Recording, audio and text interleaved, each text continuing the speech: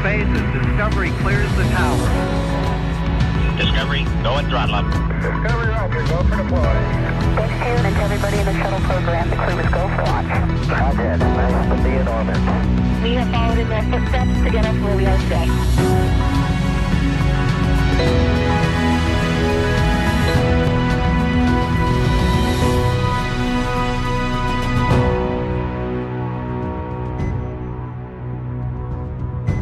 Hello, everyone, and thank you for tuning in to the NASA SpaceX Crew-8 mission, a long-duration rotational mission to the International Space Station for NASA astronauts Matthew Dominick, Michael Barratt, Jeanette Epps, and Alexander Grebenkin.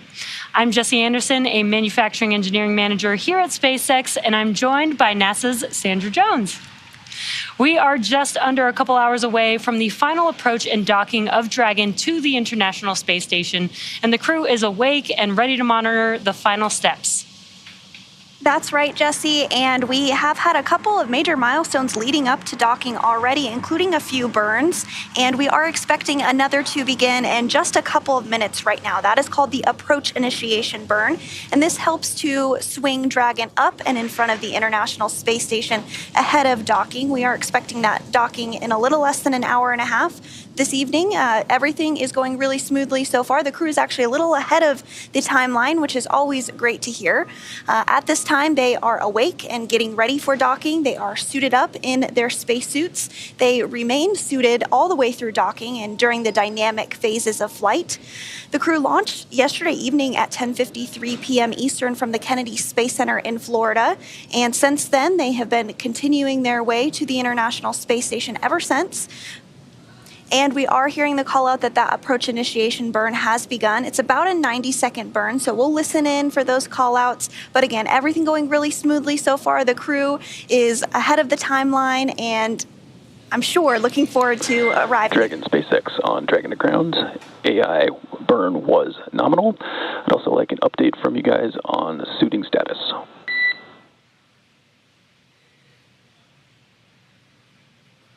Copy, nominal AI burn. We're about to put the first suit on. Copy, first suit about to go on.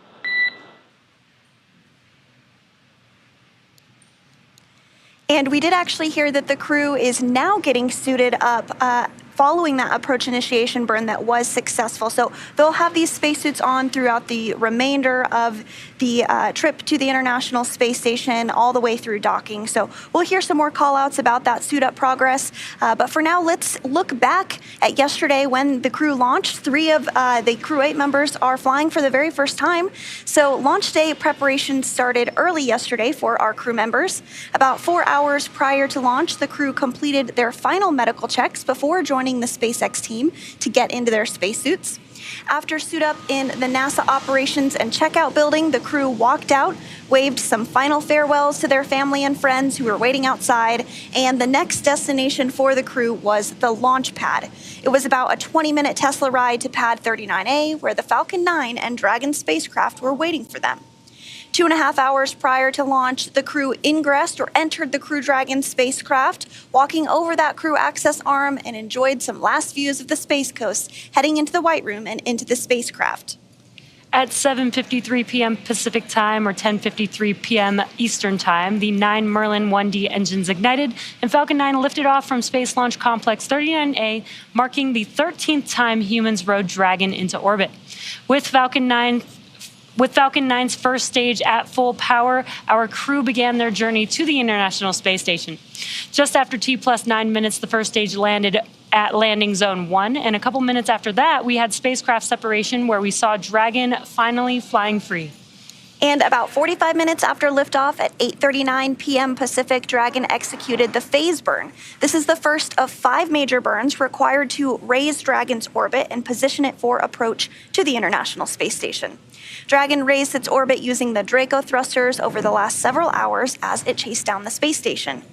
And just a few hours ago, the boost burn took place at 4:12 p.m. Pacific time. The boost burn put our crew in an orbit where Dragon's apogee, or the highest point, will be 10 kilometers lower than the station. After that, we executed the close co-elliptic burn at 4:54 p.m. Pacific time. The close burn placed Dragon on an orbit roughly co-elliptic with the space station, meaning it was maintaining an orbit roughly 10 kilometers lower than the station the entire way around the Earth. That's in contrast to only being 10 kilometers lower than the station during Dragon's apogee, or the highest point in its orbit, which is achieved by the boost burn. From there, at 6:44 p.m. Pacific, we executed the fourth major maneuver known as the transfer burn. This is where we're raising Dragon's apogee, or highest point of its orbit, to just 2.5 kilometers lower than space station. Then we rounded everything out with a final co-elliptic burn at 7:31 p.m. Pacific to once again maintain a constant orbit lower than the space station, this time just 2.5 kilometers below. This was a shorter burn, lasting just over 30 seconds. During the approach, SpaceX flight controllers will work in tandem with the NASA team in Houston to maneuver Dragon Endeavour to the proper attitude. They will initialize the navigation sensors used for the methodical approach to station. They'll also activate and test out a number of systems on Dragon, including bidirectional communications with the station using the C2V2 system. C2V2 stands for Common Communications for Visiting Vehicles. It sets up a data stream from Dragon to the station, giving another path for Dragon telemetry to come to the ground and giving an additional command capability to astronauts aboard the station. At approximately 10:03 p.m. Pacific, Draco thrusters on Dragon will fire for the approach. Well, this actually just happened, right? We just had the approach initiation burn here just a couple of minutes ago. And all of that went really smoothly. It helped to swing Dragon about 202.5 kilometers below space station and just about 7 kilometers behind it. And eventually, it will help us get to 400 meters directly below the space station. This maneuver also moves Dragon inside one of 2 checkpoints around the station that requires a set of go, no-go poles with the different control teams. That first checkpoint is called the approach ellipsoid, or as you might hear it called, the AE. It's an imaginary shape measuring 4 kilometers by 2 kilometers by 2 kilometers and is essentially a 3-dimensional oval. Before Dragon is given permission to move inside that approach ellipsoid, the capsule is configured to be on what is known as a 24-hour safe trajectory, which means that if Dragon lost all control to its thrusters, it would be at least 24 hours before its trajectory would move inside the approach ellipsoid. The NASA and SpaceX teams will do a go-no-go poll to move Dragon inside of the keep-out sphere, another checkpoint that consists of an imaginary sphere around the station with a radius of 200 meters. Flight controllers use this to monitor all arriving and departing vehicles. This is another chance to confirm all the guidance, navigation, and control systems are working correctly on Dragon before moving closer to station. It carries a similar requirement on the orbital trajectory that if Dragon were to somehow lose control of its thrusters, it and the space station would be safe for 4 orbits, or about 6 hours, rather than the 24 hours required to enter the approach ellipsoid. Once Dragon arrives at 400 meters below station, it will be at what is known as waypoint 0 and will be the first checkpoint during our approach. The vehicle can hold here at 400 meters, but if all of its systems check out, it can continue to approach to waypoint 1. Dragon's move from waypoint 0 to waypoint 1 will swing it up and out in front of the space station, arriving at a distance of approximately 220 meters. At this point, it will be on what is called the docking axis, which essentially means it is directly in front of the docking port. The crew are headed to the forward-most port on the space station, which is called the Node 2 forward and is the Earth-facing port. Dragon has docked to Node 2, also known as Harmony, for all the crewed missions so far because that's where both international docking adapters are located and installed for new commercial spacecraft flights, as well as any other future spacecraft that use the international docking standard. Once Dragon is only 20 meters away at waypoint 2, the spacecraft focuses on aligning its docking system with the international docking adapter. We may hear the call-out CHOP, which stands for Crew Hands-Off Point, a little less than 30 seconds before docking. At this point, any aborts will have to be done automatically by Dragon. And then it will be the time we have been eagerly anticipating, the grand arrival when our crew arrives at the space station. We are targeting that contact at 11:28 a.m. Pacific 11:28 p.m. Pacific, and Dragon will fly in and make contact with the IDA, giving us what we call soft capture. The soft capture ring then retracts until sensors indicate it's time for 12 hooks to drive in place to give us a hard capture and firmly secure Dragon to its new home on the space station. From there, the station crew, namely NASA astronaut Jasmin Moghbeli, will manually pressurize the vestibule, or the area between the Dragon hatch and the station hatch. Meanwhile, umbilicals that provide power, audio, and data connections from the station to Dragon are put in place. Then it's time for leak checks, hatch opening, which is currently timelined to come a little more than 2 hours following docking.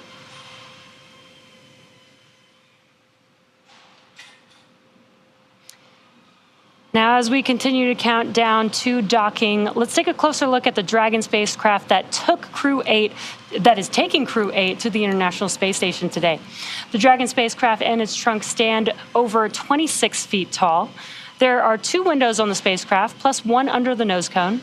The nose cone opens shortly after launch to expose the forward bulkhead thrusters and docking mechanism that will connect with the space station. Dragon's trunk holds solar cells, which power Dragon while it's in free flight, and the trunk can also carry unpressurized cargo. Dragon has 16 Draco thrusters that can be used in space to help navigate the spacecraft to its destination.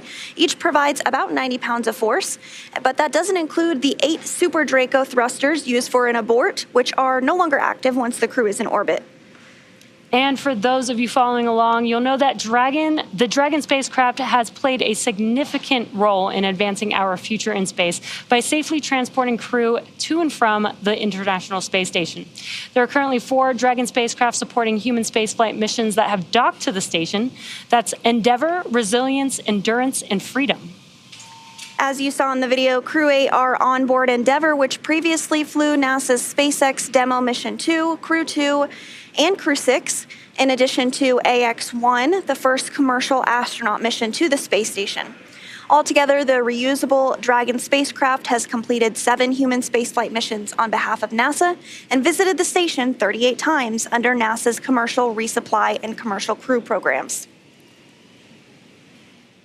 Over the last 23 years, crews aboard the space station have completed thousands of scientific and educational experiments, and Crew-8 is prepared to add to that growing number. Crew-8 will conduct hundreds of science experiments and technology demonstrations during their mission. They will spend several months working in our orbital laboratory. Having more crew members on board significantly expands the amount of research that can be conducted. This crew will conduct new scientific research to prepare for human exploration beyond low Earth orbit and benefit humanity on Earth. Experiments include stem cells to create organoid models to study degenerative diseases, studying the effects of microgravity and UV radiation on plants at a cellular level, and testing whether wearing pressure cuffs on the legs could prevent fluid shifts and reduce health problems in astronauts. These are just a few of the more than 200 scientific experiments and technology demonstrations taking place during Crew-8's mission. During their mission, the crew will perform dozens of investigations sponsored by the ISS National Laboratory. These projects span a wide range of disciplines, from life and physical sciences to advanced materials, technology development, in-space production applications, and even student-led research. Results from these studies will bring value to humanity, furthering our ability to explore and enabling a robust market in low Earth orbit.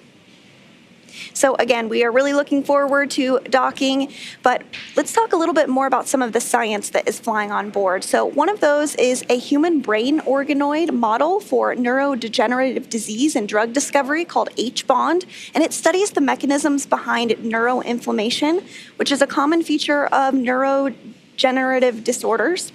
Researchers create organoids using patent-derived iPSCs, which are induced pluripotent stem cells from patients who have Parkinson's disease and primary progressive multiple sclerosis. The 6th Space Station Organoid Investigation funded by the National Stem Cell Foundation, H-bond, includes for the first time Alzheimer's iPSCs and testing of the effects of drugs in development to treat neuroinflammation. Results could help improve diagnostics, provide insights into the effects of aging, accelerate drug discovery, and even identify therapeutic targets for patients suffering from neurodegenerative diseases. The organoid models also could provide a way to anticipate how extended spaceflight affects the brain and supportive development of countermeasures. Another experiment that is flying includes plants, and we do have a variety of plant experiments that fly and are being grown at any given time on the International Space Station, for example, tomatoes. But another one that's flying is, and sometimes even the plants can be used for food, which is exciting, and the crew always looks forward to having fresh food on board the International Space Station. But the study on plant responses against the stresses of microgravity and high ultraviolet radiation in space, or plant UVB, examines how stress from microgravity, UV radiation, and the combination of the two affect plants at the molecular, cellular, and whole organism levels. Results could increase understanding of plant growth in space and support improvements in plant cultivation technologies for future missions. And this is really important, especially as we journey out to the moon, Mars, and beyond. And in order for us to be successful, we really would like to have the opportunity to grow plants on those missions. So I'm really looking forward to seeing the results from this particular experiment. Another experiment that's flying on board Crew-8 involves weightlessness, which causes fluid shift in the body to move toward the head and can cause changes in eye structure and vision, known as Spaceflight Association Neuroocular Syndrome, or SANS, along with other health problems. Mitigating head where fluid shifts from venoconstructive thigh cuffs during spaceflight, or thigh cuff for short, examines whether thigh pressure cuffs could provide a simple way to counter this shift in body fluids and help protect astronauts from SANS and other issues on future missions to the moon and Mars. Thigh cuffs could also help treat or prevent problems for patients on Earth who have conditions that cause fluid accumulation in the head, such as long-term bed rest and other diseases. So we'll continue to highlight more of the science that is flying on Crew-8 throughout the rest of the broadcast. But again, we are really looking forward to all of this great science that is flying. In all, there's more than 200 science experiments flying on board Crew-8.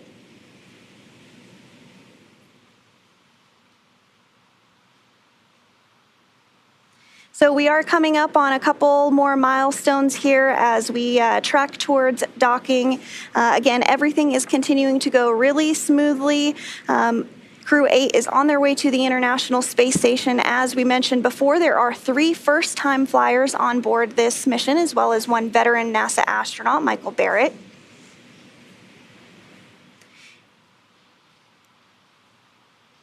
And so here soon we should be able to see our first views of the Dragon from the International Space Station as it continues to... SpaceX Dragon CDR student check. I have you loud and clear. How me? The same.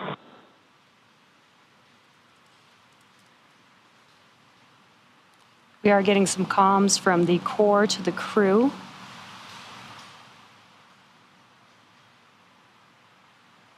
They are working to set up the big loop, which is an integrated communications loop between the International Space Station here in Hawthorne, as well as Mission Control in Houston. So they'll get that set up so that everyone can communicate on the same loop. So they're working through that procedure right now.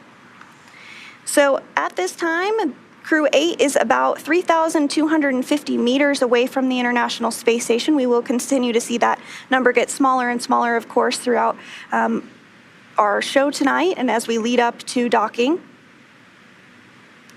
Yes, and if you are just now joining us, we have had a few burns already with Dragon making its way to the International Space Station. We've completed the phase burn, the boost burn, close burn, transfer burn, and the co-elliptic burn, as well as the approach initiation burn.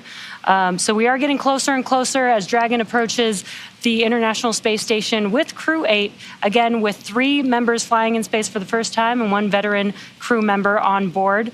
And we're just about a little over an hour, or a little under an hour and 10 minutes away from that expected contact time with the International Space Station. And on board the International Space Station, there are currently 7 astronauts and cosmonauts that are living and working as part of Expedition 70. Crew-7 arrived last August, and they return next week, so we'll be covering that on nasa.gov for the latest updates for their return. But Crew-7 includes NASA astronaut Jasmin Moghbeli, ESA, or European Space Agency astronaut Andy Mogensen, who is also the current space station commander, as well as Jaxa, or Japan Aerospace Exploration Agency astronaut Satoshi Furukawa, and Konstantin Borisov of Roscosmos. And also on board Space Station is the crew of Soyuz, which launched in September of last year as well. That includes NASA astronaut Loral O'Hara, who will return to Earth at the end of this month, and Kononenko and Chub, who are completing a year-long mission and will return later this fall. And soon, NASA astronaut Tracy Dyson will be launching to the International Space Station as well, aboard a Soyuz spacecraft that's currently scheduled for March 21st. And once Crew-8 docks to the International Space Station, for the next several days, 11 humans will be living and working on the space station as Crew-7 and Crew-8 conduct a handover period. The Crew-7 astronauts will bring the new arrivals Dragon SpaceX for awareness. The upcoming approach initiation mid-course burn is in the middle of a TDRS gap that will last for approximately 10 minutes. We will give you the status for that burn after we return at 6:32.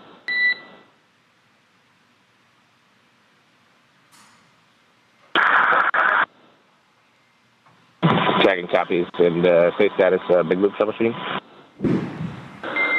Big loop troubleshooting is still ongoing. We're trying some additional power cycles of equipment on the ISS side. We do have a plan to use the contingency big loop if that becomes necessary, but I will brief you on that once we have more troubleshooting steps completed. Dragon.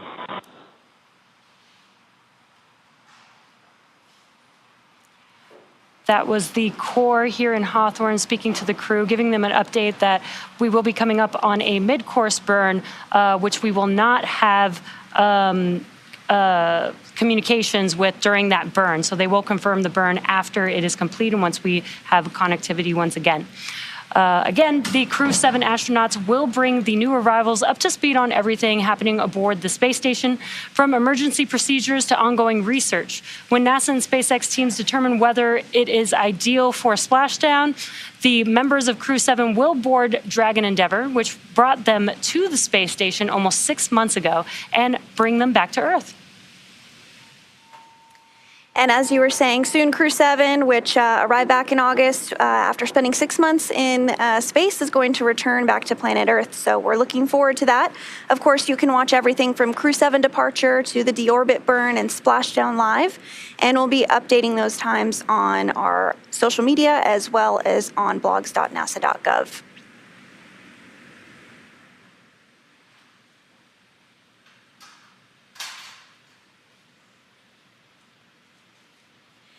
So while we wait for our next milestone, let's take a moment to meet our crew. First up is Commander Matthew Dominick, who hails from Wheat Ridge, Colorado, and is married to Faith Dominick and has 2 daughters. Matthew earned a Master of Science in Systems Engineering from the Naval Postgraduate School, and he was designated as a Naval Aviator in 2007 and reported to Strike Fighter Squadron 106. He made 2 deployments to the North Arabian Sea, flying close air support missions in support of Operation Enduring Freedom, and he has accumulated more than 1,600 flight hours in 28 aircraft models, 400 career arrestments, and 61 combat missions. In 2015, he was awarded Naval Test Wing Atlantic Test Pilot of the Year, and this is his very first space flight. Dr. Michael R. Barratt, Crew-8 pilot, was selected by NASA in 2000. Board certified in internal and aerospace medicine, he participated in 2 space flights, Expedition 19 and 20 in 2009 and STS 133 in 2011, during which he spent a total of 212 days in space. He received his Doctor of Medicine from Northwestern University and completed his residency and master's program in aerospace medicine at Wright State University. In 2011, he was awarded the prestigious Hubertus Strughold Award for contributions to space medicine research. Michael lives in League City, Texas, with his wife, Michelle, and their 5 children. And this is mission specialist Jeanette Epps, and it's her first space flight. She's also a NASA astronaut. The New York native was a NASA fellow during graduate school and worked for Ford Motor Company, where she received a U.S. patent for her research. After leaving Ford, she joined the Central Intelligence Agency, yes, the CIA, for 7 years, working as a technical intelligence officer before becoming an astronaut in 2009. Dr. Epps served as a representative to the Generic Joint Operation Panel working on crew efficiency on the space station, and she was a crew support astronaut for 2 expeditions and served as lead Capcom, or capsule communicator, in Mission Control Houston. Dr. Epps was inducted into the University of Maryland Department of Aerospace Engineering Academy of Distinguished Alumni in 2012. And another first-time flyer, mission specialist Alexander Grebenkin earned a technical diploma in technical operation of transport radio electronics from the Irkutsk Military Aerospace Engineering Institute in 2002. He also has an engineering degree in radio communications, broadcasting, and television. In 2018, he was accepted in the Cosmonaut Corps and began general space training at the Yuri Gagarin Cosmonaut Training Center.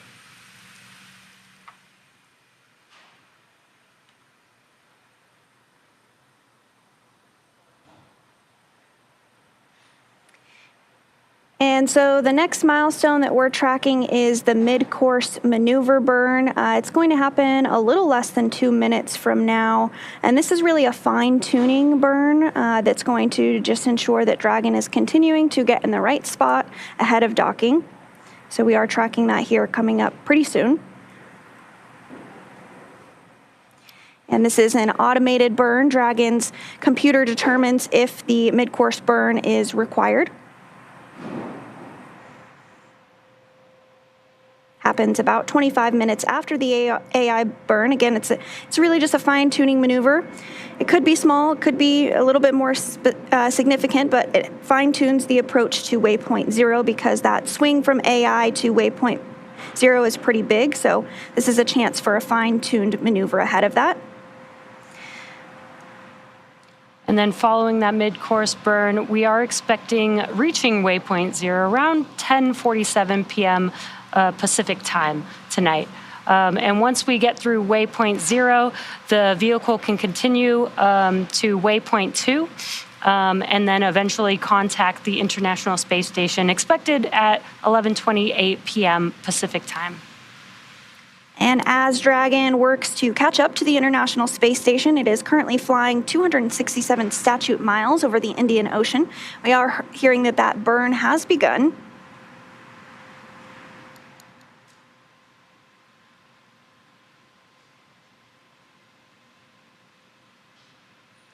So again, Dragon on the big loop, how do you read? Dragon, I have you loud and clear. We have resolved our comm issues on the big loop. Please perform a comm check with Houston and station as well.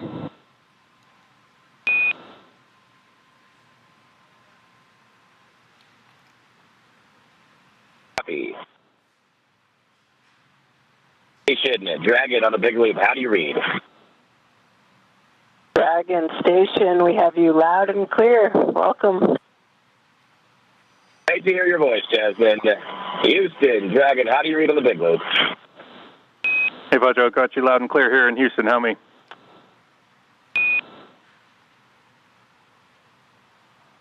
Loud and clear, Neil.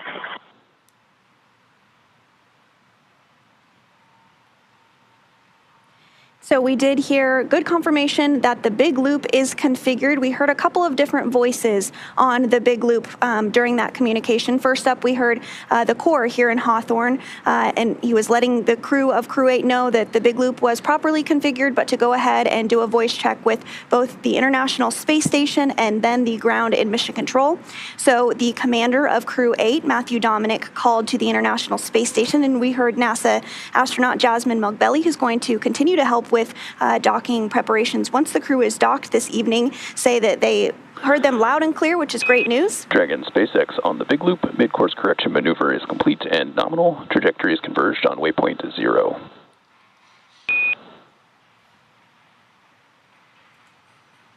Copies on the big loop.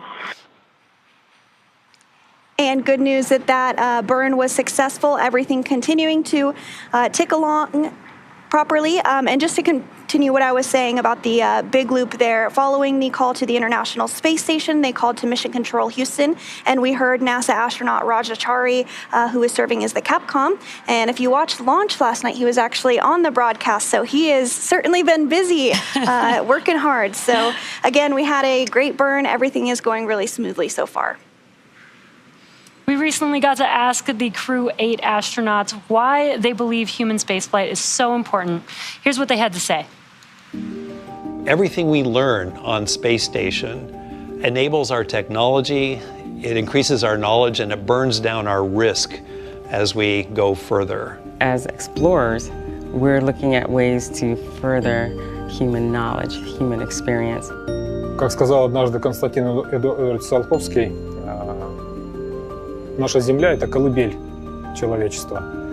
Но не может человечество все время оставаться в колыбели. Поэтому именно за счет того, что мы нарабатываем сейчас пилотируемыми полетами. People are so different on Earth. The more people we get into space, the more things we learn about what happens to their body in space, the more we learn to move humanity further to the moon and then ultimately to Mars. The experiments that we'll conduct help with radiation, how to grow plants in space, how to get the human body to last longer outside of Earth's protection. In zero gravity, we've actually discovered physiological processes, how the body works, that we didn't even know existed without finding them first in space. That includes mechanisms to lower your blood volume to adapt to a weightless environment, mechanisms that store sodium in your body, which we didn't know existed, ways that the human can control its cardiovascular system that we didn't know existed. Every single human that's ever been born and ever died has all happened on our planet Earth. And if we want to continue the light of consciousness further, we need to make ourselves multiplanetary. Just since we're about 30 minutes ahead of schedule, just wanted to point out the shutter constraints and the exercise constraints. Those will all be going to the left. And our mission will definitely contribute to that. Station copies.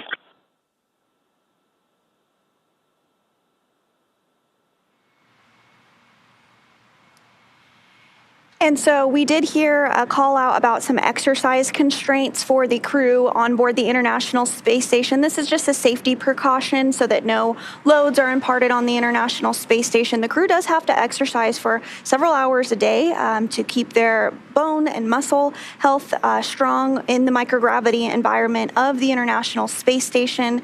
They have a variety of ways in which they can exercise on board, including a treadmill. They have a weightlifting machine, and they also have a stationary bike. And Commander Andy Mogensen from ESA has actually been working on a really exciting experiment throughout this increment where he wears a VR headset while he pedals on the stationary bike. And he's talked about it in interviews, how it really makes a difference and kind of feels like you are back on Earth instead of maybe just looking at a wall or something while you're pedaling on the stationary bike. So I'm excited to see if they'll continue to do that for future crews. Yeah. That sounds like a pretty amazing way to exercise while you're out in space and maybe even be able to take you to different parts of the world.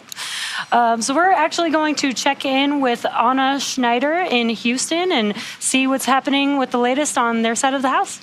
Anna? Good morning and welcome to the International Space Station Flight Control Room at the Johnson Space Center in Houston, Texas. We are gearing up for this morning's docking and looking forward to having Crew-8 on board station here soon.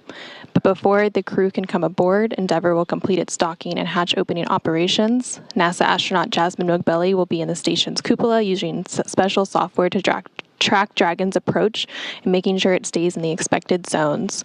Once Dragon is docked, Moghbeli will be primed to start hatch opening operations. She'll start by opening the large hatch on node 2 forward to give her access to the pressurized mating adapter.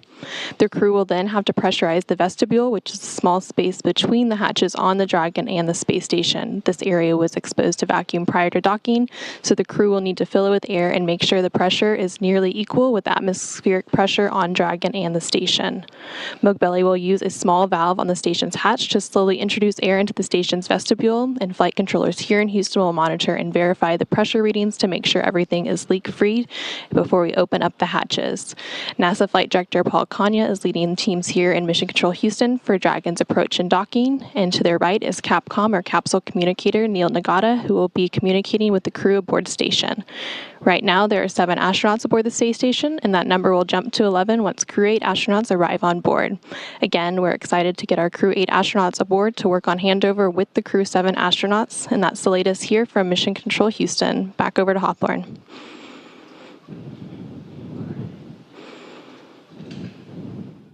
Thanks, Anna. So glad to hear that everything is continuing smoothly from the International Space Station side, and we are looking forward to that docking coming up at 11:28 p.m. Pacific time this evening. So the crew on board the International Space Station is currently in their post-sleep period, but following that, they're going to jump right into those docking preparations that Anna was telling us about. Jasmin Moghbeli is going to be prime for all of that vestibule work that Anna just talked through. So we should be seeing her start to get some tools set up and really prepare for Dragon's approach and docking.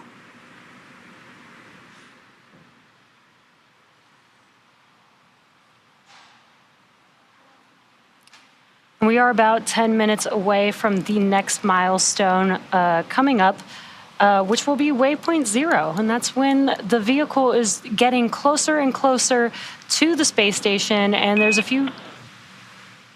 Station Houston, expect to start monitoring Dragon in approximately 35 minutes.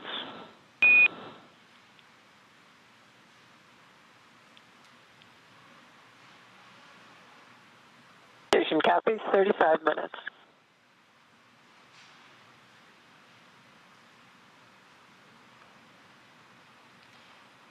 And a call out there letting the space station know that Dragon will be arriving in just very shortly, and they should be able to monitor Dragon in about 35 minutes from now. Yeah, we are less than an hour from that scheduled docking at 11:28 p.m. Pacific. As of this second, Dragon is about 756 meters away from the International Space Station.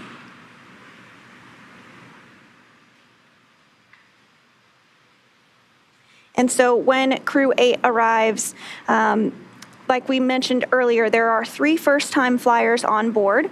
To date, there's been 276 visitors to the International Space Station from 22 countries. So those 3 first-time flyers will mark 277, 278, and 279 people to the International Space Station. And another fun fact, point of reference, is that Jeanette Epps, this is her very first space flight. She will be the 76th woman to fly to space. And if you didn't know, it is International Women's History Month. So exciting for Jeanette to check that off during this month especially.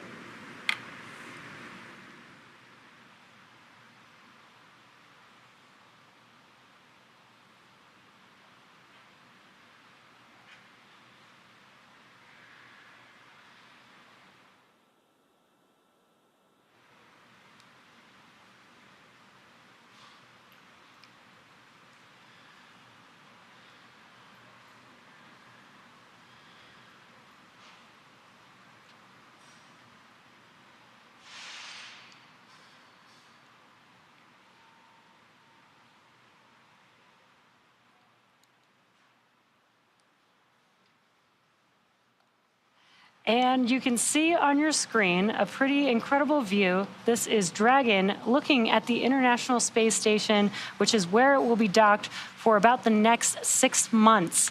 So very exciting. You could tell that we're getting closer and closer as the view there is very visible in from the Dragon spacecraft. That's right, and the International Space Station is currently flying 268 statute miles over the South Pacific Ocean. But yeah, we'll continue to see the International Space Station come into better and better view. You can see some of the solar arrays and some of the modules, but again, I'm looking forward to seeing it come into more detail and us sharing a bit more about what you're seeing on your screen. And you can see if you squint between the clouds there, that little white dot, that is Dragon with Crew-8 on board. We'll, again, continue to see this grow larger, but great to see those very first views of Crew-8 and Endeavour. So it does take a lot of work to get to this point, to make sure we were launching Dragon and this new crew. Oh, and there's an even better view. You can see the nose cone is open there. That nose cone did open shortly after launch, and it stays open all the way through docking. It exposes that guidance, navigation, and control systems. And that's actually where the crew will enter into the International Space Station once we get docked and have the vestibule repressurized and all those checkouts go smoothly.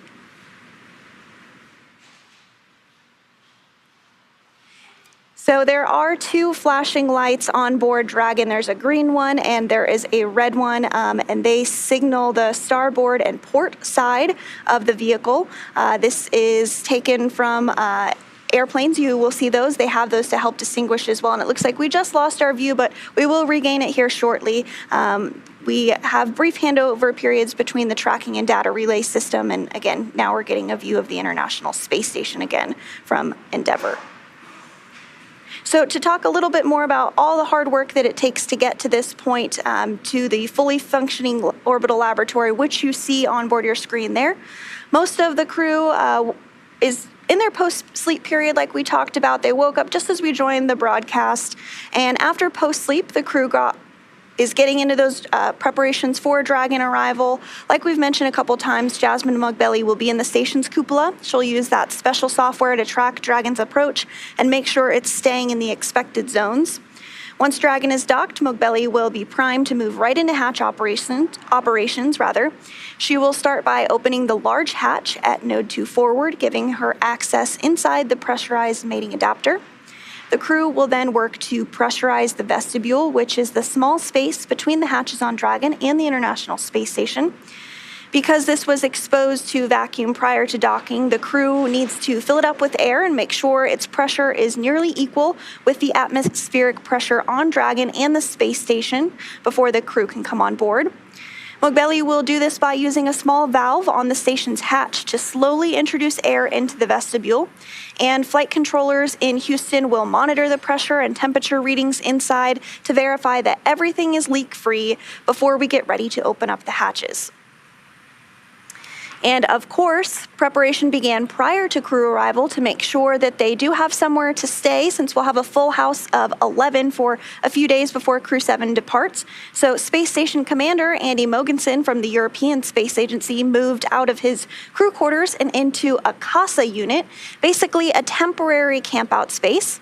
Meanwhile, Jaxa, or Japan Aerospace Exploration Agency astronaut Satoshi Furukawa, also moved into a temporary space, and he'll be staying in the Japanese experiment module, or the GEM. So we are very excited to get those three new astronauts, but 4 astronauts in total aboard, and bring Expedition 70 up to an 11 crew for handover. Right now, the Expedition 70 crew aboard the station is awake and preparing for Dragon's approach. Right now, there are 7 astronauts and cosmonauts aboard the station.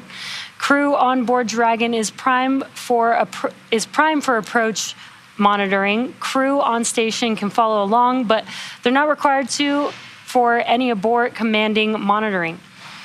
Once docked, the International Space Station crew will be prime for setting up the hardware on the station side to get ready for hatch opening and pre-positioning some ducting that will be used to integrate Dragon's atmosphere with the rest of the station.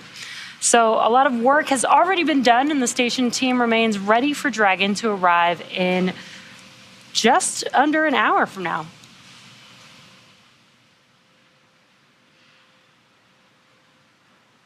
And it looks like we got both of those views Now, looking side by side next to each other, again on your left-hand screen, a view from the International Space Station looking at Dragon Endeavour, while the right-hand view is a view from Dragon Endeavour looking at the International Space Station. And Endeavour is now less than 470 meters from the International Space Station. We're just a few minutes away from reaching waypoint 0. Waypoint 0 is 400 meters below the space station, and this is one of the first checkpoints where the vehicle can hold or continue if all of its systems check out. And if for some reason in the very highly unlikely situation where we were to lose control of Dragon, it would be at least 4 orbits and about 6 hours before it would move inside the keep out sphere, which would allow the team on the ground to work that issue. But again, we are not tracking anything like that. We are not expecting anything like that this evening, but we are coming up on that 400 meters below space station here in just a couple minutes. And this is actually a very great view to kind of describe where Dragon is relative to the International Space Station. You can see Earth in the background, so you can see that Dragon is below the space station. Once it reaches waypoint 0, it will be 400 meters below the space station, but moving into waypoint 1, it will actually be swinging up and in front of the space station. So you won't be able to see Earth behind it anymore because it'll be in front of the space station.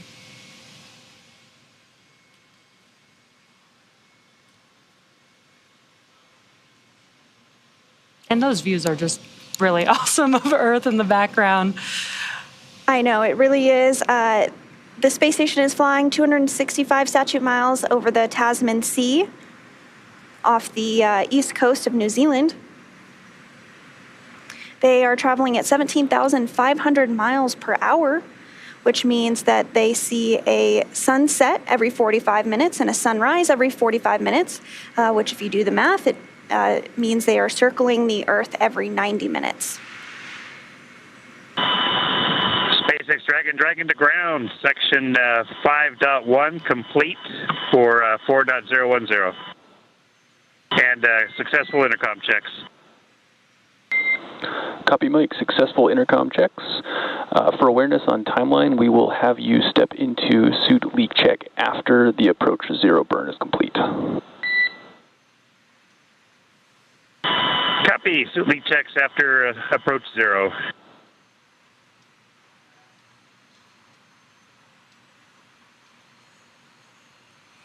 And so Endeavour is now 435 meters from the International Space Station, closing in on waypoint 0. You do hear some communications from the ground up to the crew just to let them know they're going to wait for this burn to complete before they begin those suit leak checks. The crew is in those spacesuits and will remain in them through docking, but first they're going to complete some leak checks just to make sure that everything is as it should be. In case there were a depressurization scenario, the crew would be able to be A-OK in those spacesuits.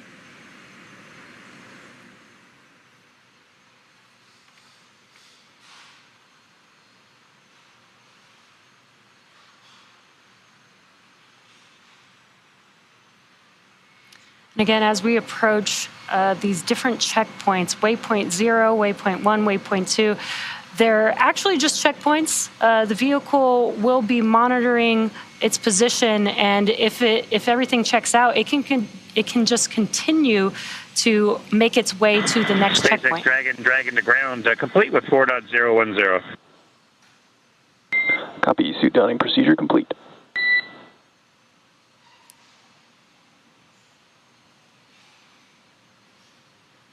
And we are less than 1 minute until waypoint 0. And Dragon, with that, I would like to bring cameras back on board.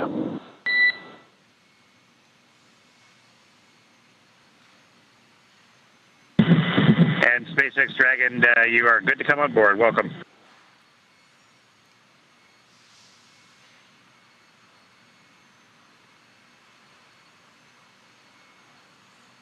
And with that, we do expect to get our first views on board Endeavour here shortly.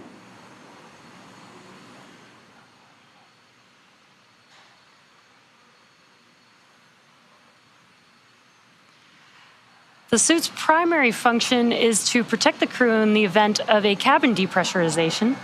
If that were to occur, the suit would inflate and provide a habitable environment long enough for the crew to return home. The flame-resistant materials on the outer layer also protect the crew in the event of a fire. And these are custom-tailored suits to each one of these astronauts. They are a single-piece suit. This means that the helmet, gloves, and boots all remain attached. The helmet is actually made of 3D printed nylon and has a visor that pivots open, which you may see when we see the crew when they open and close their visors. The quick disconnect, or QD, on the right thigh mates to an umbilical on the seat. This is what provides the air ventilation, oxygen, nitrox for pressurization, and allows the electronics to be connected all from a single location on the suit. A tubing network inside of the suit also delivers air to the neck and limbs to keep the crew cool while wearing the suit, because it is, covering them, probably keeping them a bit warm, so the air flowing through helps keep them cool. The suit's communication system consists of helmet... Dragon SpaceX on the big loop. Approach 0 is in progress, and trajectory has converged on waypoint 0. Arrival at waypoint 0 at approximately 1711. And with that, you are good to proceed into 4.011 for leak checks. Dragon copies, stepping into 4.011, see leak check.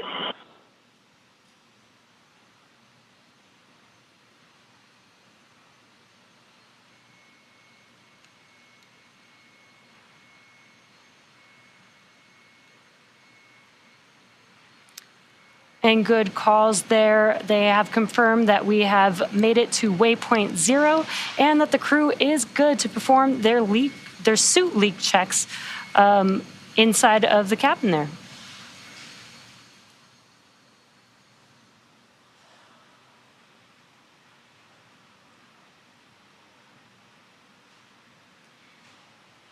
And Crew-8 has passed through waypoint 0, which is that 400-meter checkpoint below space station. Right now, it looks like they're about 381 meters away from the International Space Station.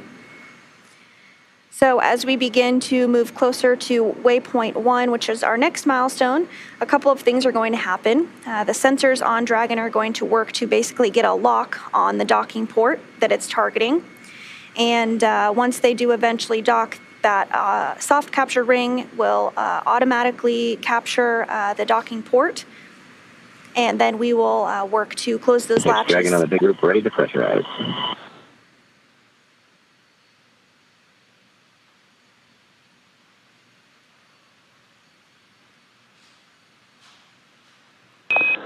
Dragon SpaceX, you are go to initiate suit leak checks. Copy to go.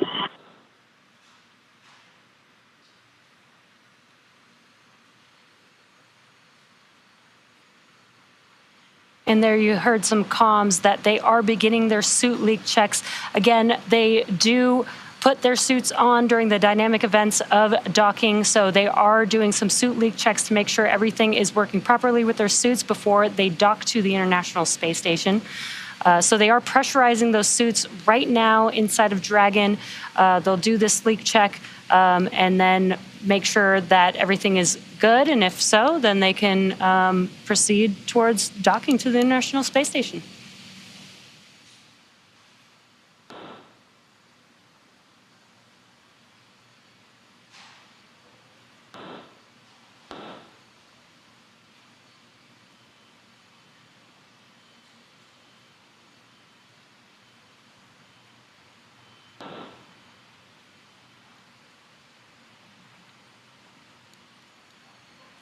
And speaking of these suits, these are intravehicular activity suits, or IVA suits, and they're designed for use inside of Dragon. So when the astronauts move onto the International Space Station, the suits will stay on board Dragon. They will no longer need them inside of the International Space Station. The astronauts will then use NASA's extravehicular activity, or EVA suits, when they need to go outside of the International Space Station. Those are actually designed for the purpose of being outside and in space, versus our IVA suits are made for solely internally inside of Dragon. And speaking of EVAs or spacewalks, you're getting a view at the top of your screen there of the Canadarm2. That is a tool that is sometimes used during spacewalks to maneuver crew members to different parts of the International Space Station.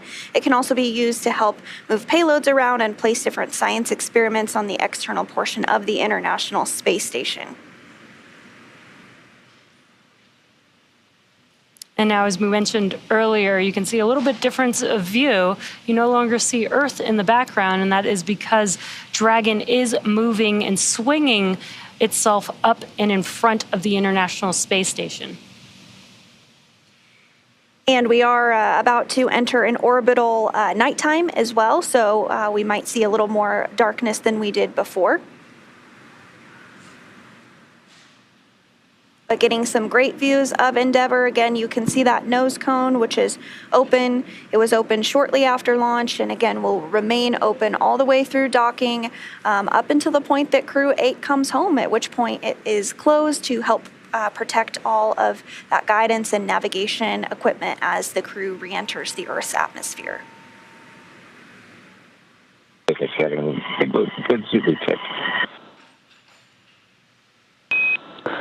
Copy, we see the same.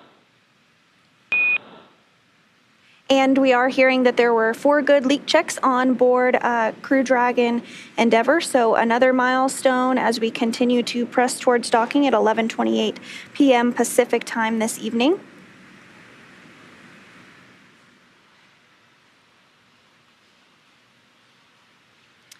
Sandra, you mentioned orbital nighttime. Once we get to waypoint 2, everything is pretty much automated, but sometimes you get a little bit more light than you would like on the docking adapter.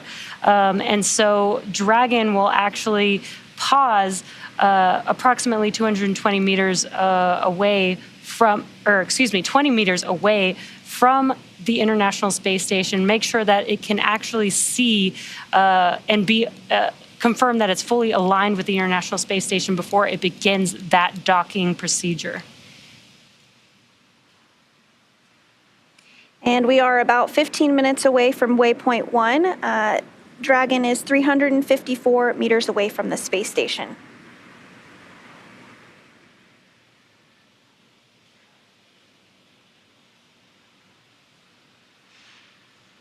And so we were talking a little bit about the orbital daytime and nighttime.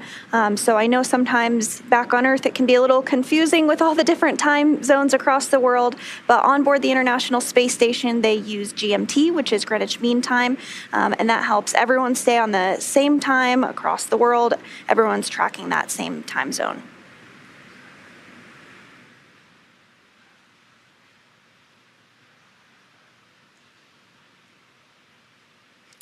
And you can see that Dragon kind of drifted off the screen there.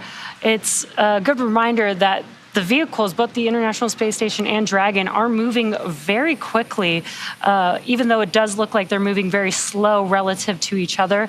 And as Dragon approaches and gets closer and closer, we have to continue to adjust the camera to keep the Dragon or the International Space Station in sight of each other.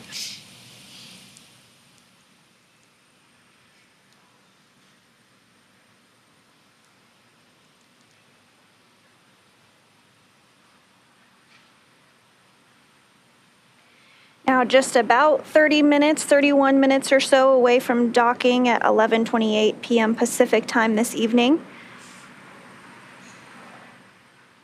We talked about some of the science that the crew is going to be doing on board the International Space Station, over 200 science experiments, but they also are expected to see a couple of really exciting visitors during their mission. That is the Boeing crewed flight test this spring, where NASA astronauts Butch Wilmore and Sonny Williams will spend a week or so on board the International Space Station, targeted for April, where they will complete a test checkout flight of their Boeing vehicle.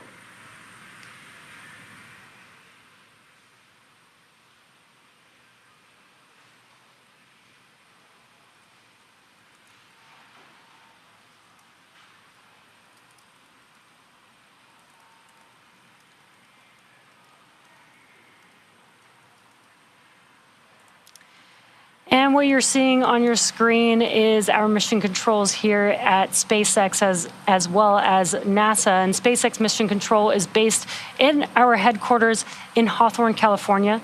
From here, our teams are monitoring Dragon and checking in on all of its systems.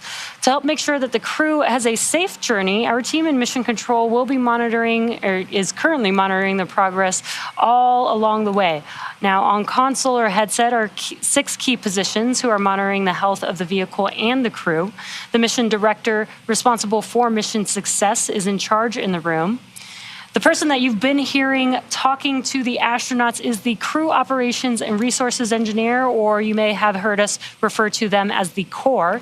The other positions are also focused on vehicle systems like navigation and control, avionics, software, propulsion, life support, and communications with ground segments.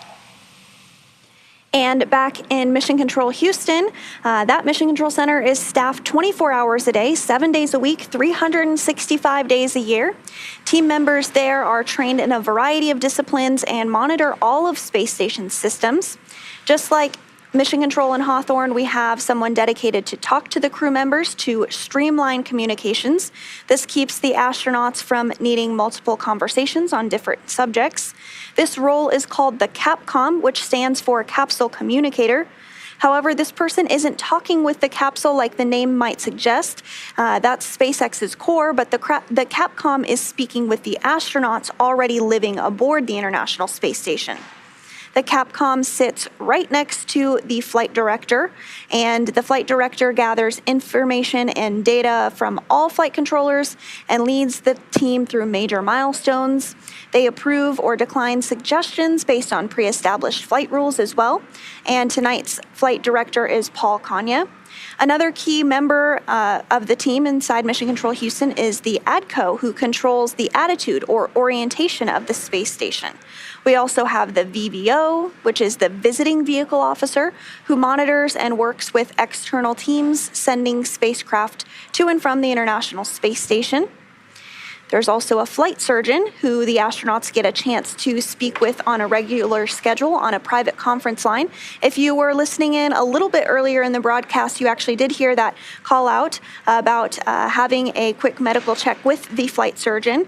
So that happens regularly on the flight uphill as well as on board the International Space Station during their increment. Another console position that we have is Robo, who works with the Canadarm2 to maneuver it to complete work outside the space station.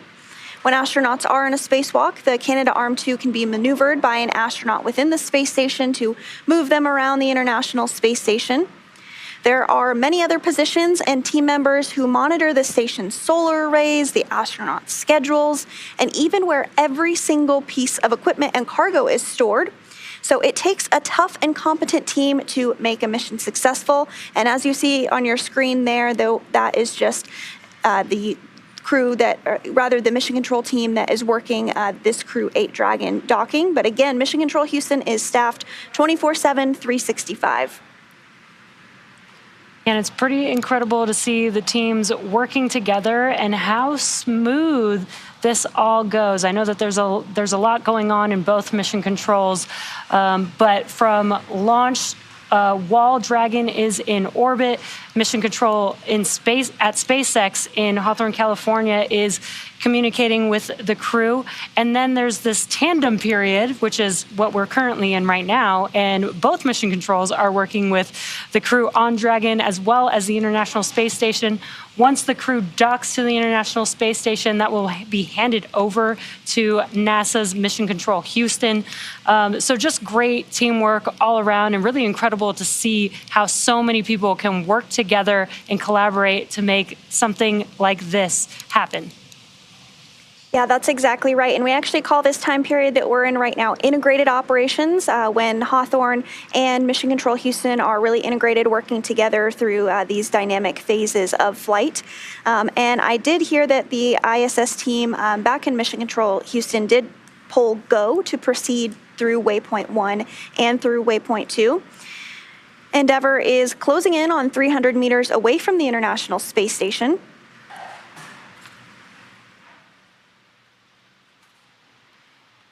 We are just about 25 minutes from the expected contact time of 11:28 p.m. Pacific time.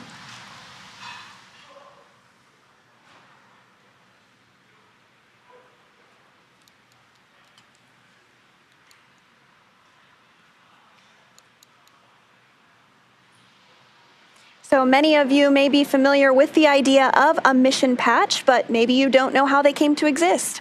For decades, crew members have worked together to develop the patch for their mission, determining which aspects of the mission they want to highlight and any special details they'd like to include. The crew themselves can design their patch, or they can share their design ideas with an artist who makes it come to life. NASA's SpaceX Crew-8 mission will maintain a continuous human research presence in low Earth orbit. In their patch, the crew is represented by the never-ending path of a Latin numeral 8, with the Dragon bowing with respect to its destination, the International Space Station, which they will arrive at here at 11:28 p.m. Pacific time this evening. I really love the patches for these missions, and I love that the crew has the ability to put their, own personal touch on those patches, because it's such a meaningful, symbolic representation of their mission. So really cool to see what Crew-8 came up with, and love the design.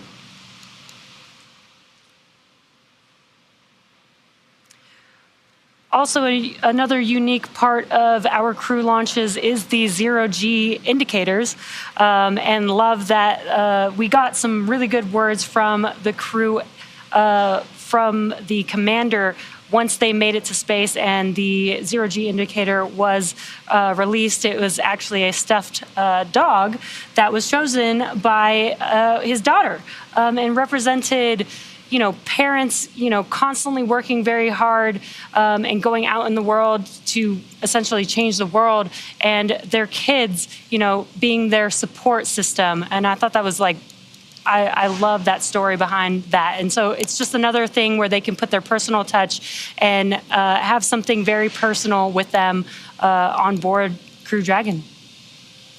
Yeah, that was a very special sentiment. Great to hear that from the commander, Matthew Dominick, who this is his very first space flight. And if you are just tuning in, we have just about less than 30 minutes now until Dragon is expected to dock with the International Space Station following their launch from the Kennedy Space Center last night at 10:53 p.m. Eastern Time. Dragon is now 280 meters away from the International Space Station, and we are coming up on waypoint 1 in a couple of minutes from now.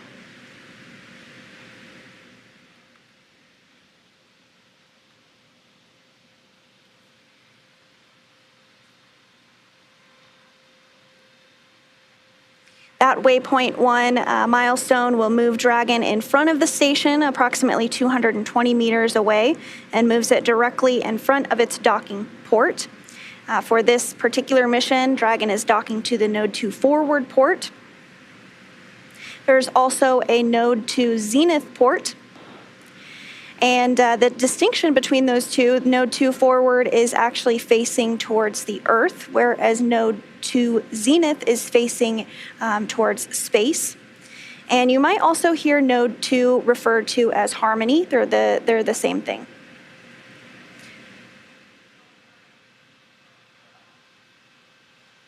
And yeah, so as you can see in this graphic here, Dragon is working to swing its way up and be directly in front of that docking port. That puts us right in line with the docking axis. And once Dragon reaches that docking axis, it has about 20 hours of power, so it could hold there if needed for quite some time, and could reattempt to dock if necessary, but everything is proceeding well and on track for docking today at 11:28 p.m. Pacific.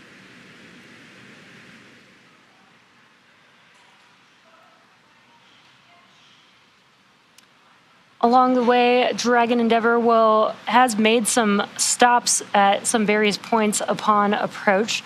These different waypoints allow teams to evaluate the status of the vehicle and the readiness of the space station to receive it. These checkpoints include outside the keep-out sphere and the approach ellipsoid, which are two invisible boundaries around the station. Both of these boundaries are monitored for all visiting vehicles, whether crew or cargo. Dragon, SpaceX on the Big Loop, approach 1 1 and soft capture ring extension will begin shortly. Dragon will continue approach to waypoint 2.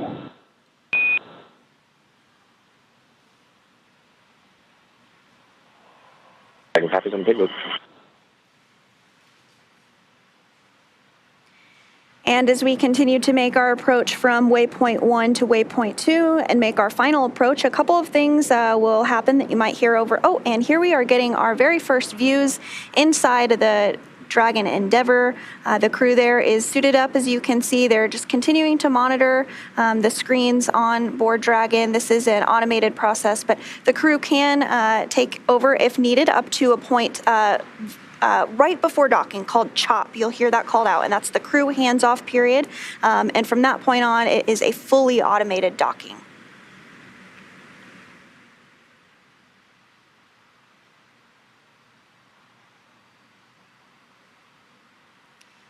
And it may be hard to tell what's on your screen, but right now this is a view from Dragon looking at the space station as it is making its way to waypoint 2. Again, that will align Dragon with the docking adapter on the space station. And it looks like we are getting a space selfie. You got to capture the moment. That is excellent. How special.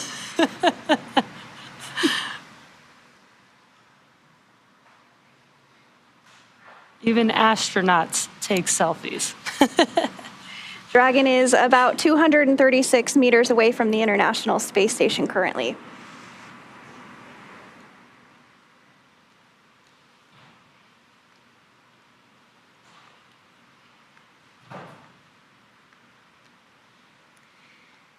And the International Space Station is currently flying 259 statute miles, about to cross.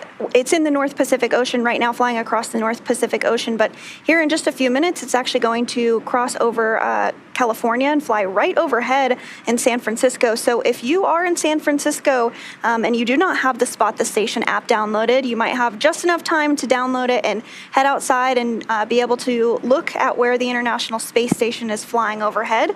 Looks like the space station is going to make a pass across Nevada and up across the northern United States. So if you are in any of those further places along the track, you might be able to look up and see it. We did just release a new Spot the Station app at the end of last year that improved some of the tracking on that application. So really special to see the International Space Station fly overhead. If you haven't, I strongly encourage you all to download that app.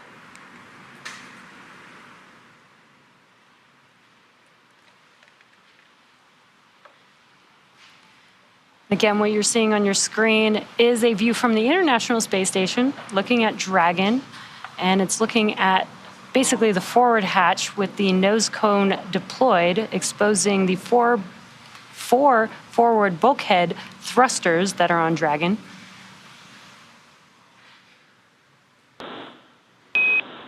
Station Houston on the big loop. Monitor Dragon approach for step 3 of 1.102 Dragon approach and retreat monitoring. Let us know when your review is complete and you are ready for docking. Houston Station copies. Full go.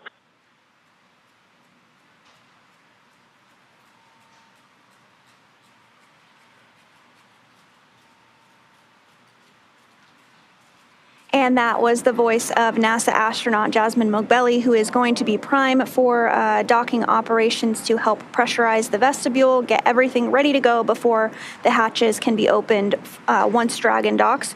We're now less than 20 minutes away from docking, continuing to get views inside Dragon Endeavour. On the left of your screen is the commander of Endeavour, Matthew Dominick. It's his very first space flight. And to his right is Mike Barratt, who is a veteran NASA astronaut. There's also 2 more individuals inside the capsule. One on the far left, who we can't see right now, but that is NASA astronaut Jeanette Epps, who this is also her first time space flight. And then on the right of the screen, which again, we don't have a view of them right now, but that is Roscosmos cosmonaut Konstantin Borisov. Houston Station, ready for docking.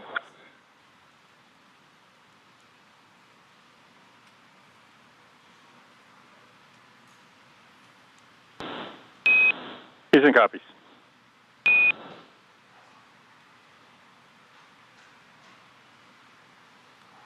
And we did just hear from NASA astronaut Jasmin Moghbeli on board the International Space Station that from their end, everything is ready to go. They're ready for Dragon to dock.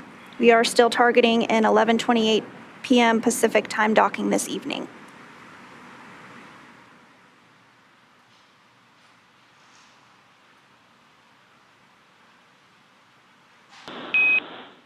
And the station Houston on the big loop. At waypoint 2, Dragon will briefly pause to align for docking and then automatically resume the approach. Station copies.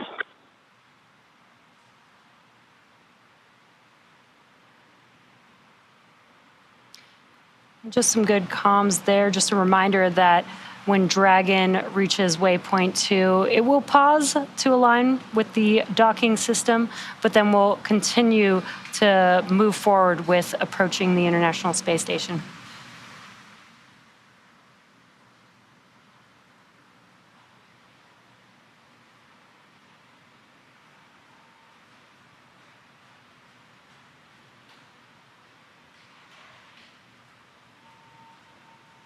And so at this time, we are within that keep-out sphere, which is a 200-meter radius. It's an invisible line around the International Space Station. This keep-out sphere means that if something were to happen with Dragon, there would be a 4-orbit safe while outside of that. But again, everything's continuing to go really smoothly. The next major milestone that we'll see is about 20 meters from the space station when we'll arrive at waypoint 2. And at this point, Dragon will focus on aligning its docking system with the IDA on the space station's commanded attitude.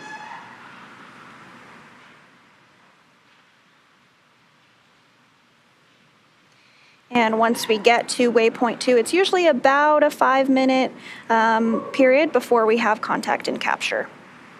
So coming up on waypoint 2 arrival here shortly.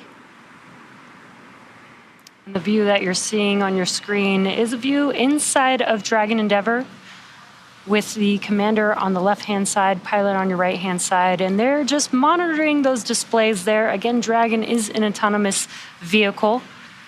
They do have the ability to take over manual control if necessary, but you may hear a call out for CHOP, that is the crew hands-off period, and that's when the Dragon must take over and will be, if an abort is necessary, Dragon will have to make that autonomous decision. Dragon, SpaceX on the big loop. Soft capture ring extension is complete.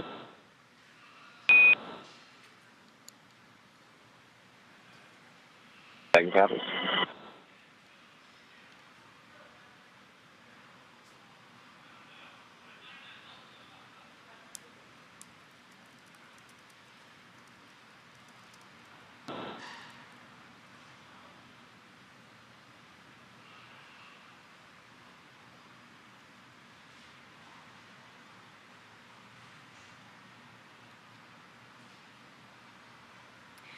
So we are now almost 100 meters away from the International Space Station. Right now it's looking at about 115 meters.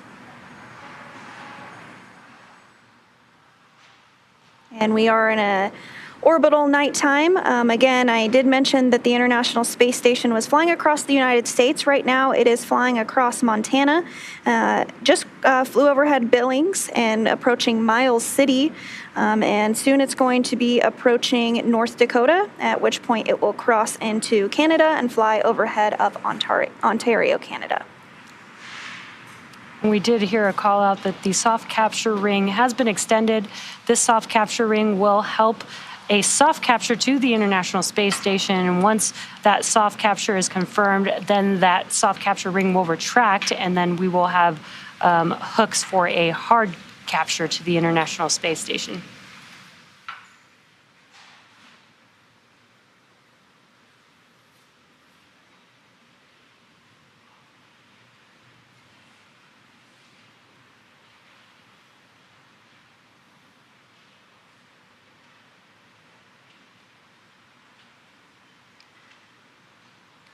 So again, that next major milestone that we are tracking ahead towards is waypoint 2. That's 20 meters from space station.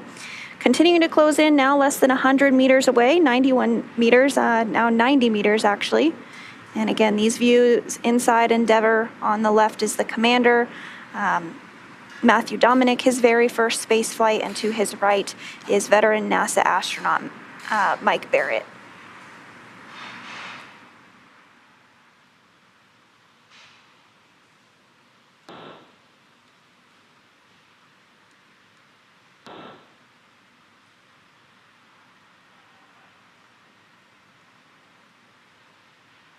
We're just about 3 minutes out from waypoint 2.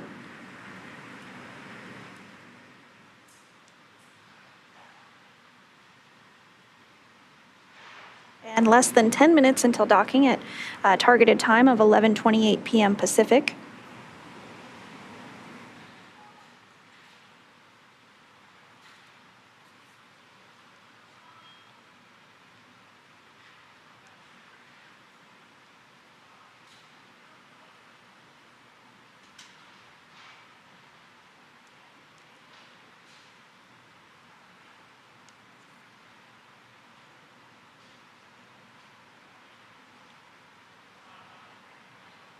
These are views of Dragon from the International Space Station. You can see some of those lights flashing.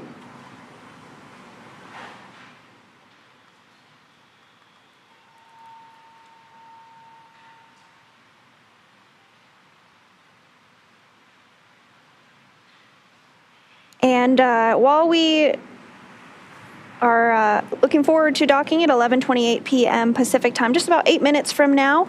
Let's head back over to Mission Control Houston and check in with Anna to see how things are going over there. Thanks, Sandra. Right now, the team here in the International Space Station Flight Control Room is actually conducting the go, no-go poll for docking. Dragon, and then the crew SpaceX aboard the International Space Station. Houston and Hawthorne have pulled go for docking. Confirm you are ready for approach 2. We are sending the approach allowed flag now. We see the approach allowed flag to true, and we're closing visors. Copy, visors closed, and one additional reminder, once Dragon is inside the crew hands-off points, retreat and breakout are not permitted. Copy, 4 visors closed.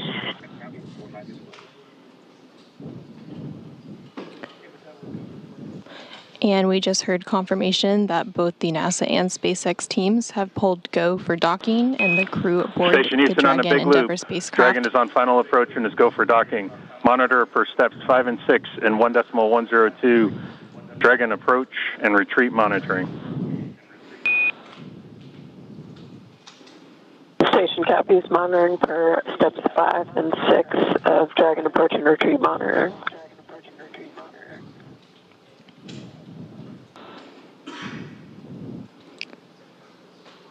And we just heard good words that NASA astronaut Jasmin Moghbeli, who's currently aboard the International Space Station in the station's cupola monitoring docking, is good for docking to proceed, and the Dragon crew aboard Endeavour has their visors down and are prepared for the final approach and docking in just a few minutes from now. Again, everything is continuing to look good here on the station side. And the voice you heard of NASA astronaut Jasmin Moghbeli, who will be in the station's cupola, she'll be using special software to track Dragon's approach and ensuring the vehicle stays in the expected zones. And then she will also be primed for hatch opening operations once Dragon is docked. During these operations, she'll start by opening the large hatch on Node 2 forward, giving her access into the pressurized mating adapter. The crew will then pressurize the vestibule, which is the small space between the hatches on the Dragon and space station. This area was previously exposed to vacuum prior to docking, so the crew will need to fill it with air and ensure that its pressure is nearly equal with the atmospheric pressure on both Dragon and space station. Moghbeli will use a small valve on the station's hatch to slowly introduce air into the station's vestibule. flight controllers here in Houston will monitor and verify the pressure readings to make sure everything is leak-free before we get ready to open up the hatches. The entire process will take a couple of hours to complete. We're still on track for a docking in just a few minutes, followed by a hatch opening a couple hours following that, and then we will round it all out with a welcome ceremony as Crew-8 officially joins the Expedition 70 crew currently aboard the International Space Station. Again, everything continuing to proceed smoothly from here in Mission Control Houston. Back over to Hawthorne. Thanks so much, Anna. Great to hear that everything is going smoothly from the Mission Control Houston side. We are getting a view right now from Node 2 forward or from Harmony where Dragon is slowly coming in to dock to the International Space Station. Right now, Dragon is about 22 meters away.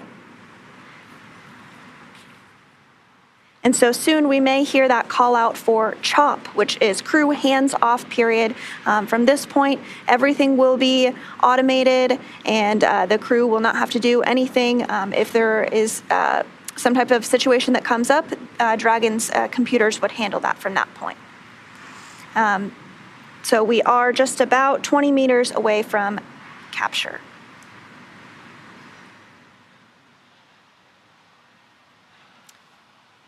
And once Dragon does make a soft capture to the International Space Station, there's still a few things that the vehicle needs to do to make sure that it does complete a hard capture.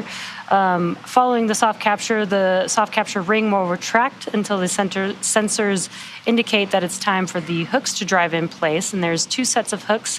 There will be 6 to start, followed by another 6. And once those hooks are in place, then it can attach its umbilical, and that will conclude the hard capture for Dragon. So even once Dragon approaches the International Space Station, there are still a few events that do need to happen to confirm that hard capture.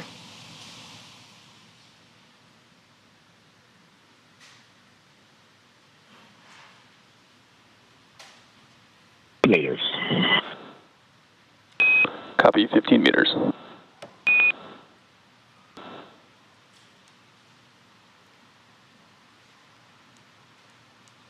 So you did hear that call out that Dragon is now less than 15 meters away from the International Space Station, continuing to close in slowly. We'll hear that call out for CHOP, crew hands-off point, 2 meters before contact.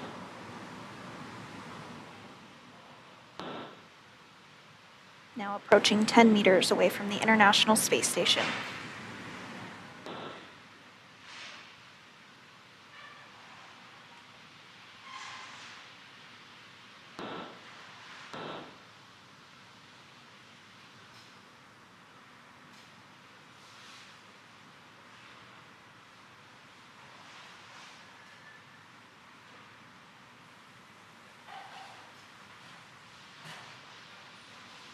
Meters. Copy, 5 meters.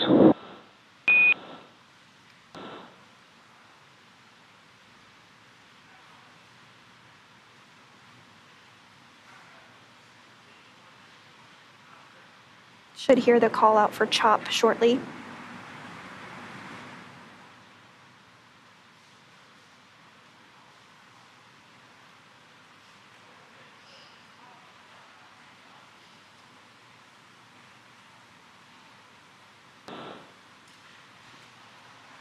Meters.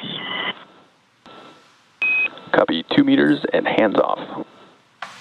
And there was that call. Standing by for contact and capture. 1 meter. Copy, 1 meter.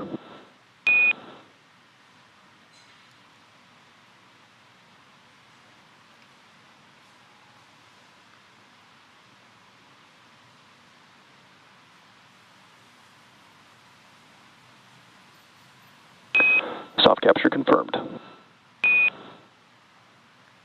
And contact confirmed. Dragon made contact with the International Space Station at 11:28 p.m. Pacific while flying central over the North Atlantic Ocean just east of Newfoundland. And there are still a few steps to complete before Dragon is securely attached to the station. Again, we do have soft capture, but then we will retract that soft capture ring. Then we can start driving in the hard capture hooks. Again, there will be 2 sets of 6 hooks each. Once those hooks... ring retraction in progress. There's that call out that the soft capture ring is now being retracted. And then shortly we should hear that the first 6 hooks will begin to drive in for that hard capture.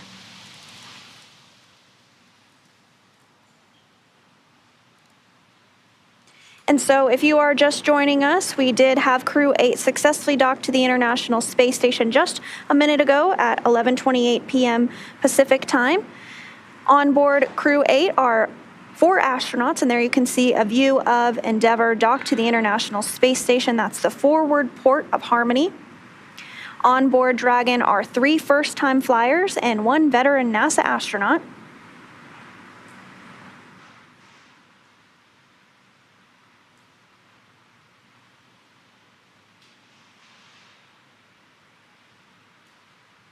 And so Dragon will remain docked to the International Space Station throughout their mission. They are targeting a 6-month-long mission aboard the International Space Station.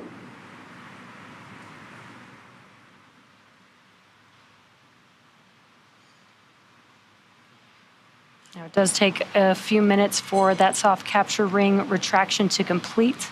And then it will take another few minutes for hard capture with the 12 hooks that will drive into the International Space Station to hard dock to the International Space Station.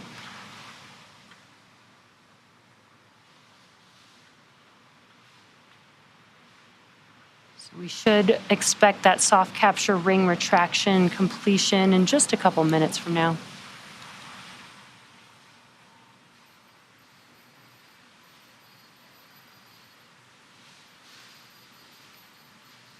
And once soft capture is complete, we will have those hard capture rings you were talking about begin to engage. There's 12 of them in total, but they'll engage in 2 groups of 6. So the first 6 will engage, and then the other 6 will engage. And at that point, we'll have a successful hard capture docking.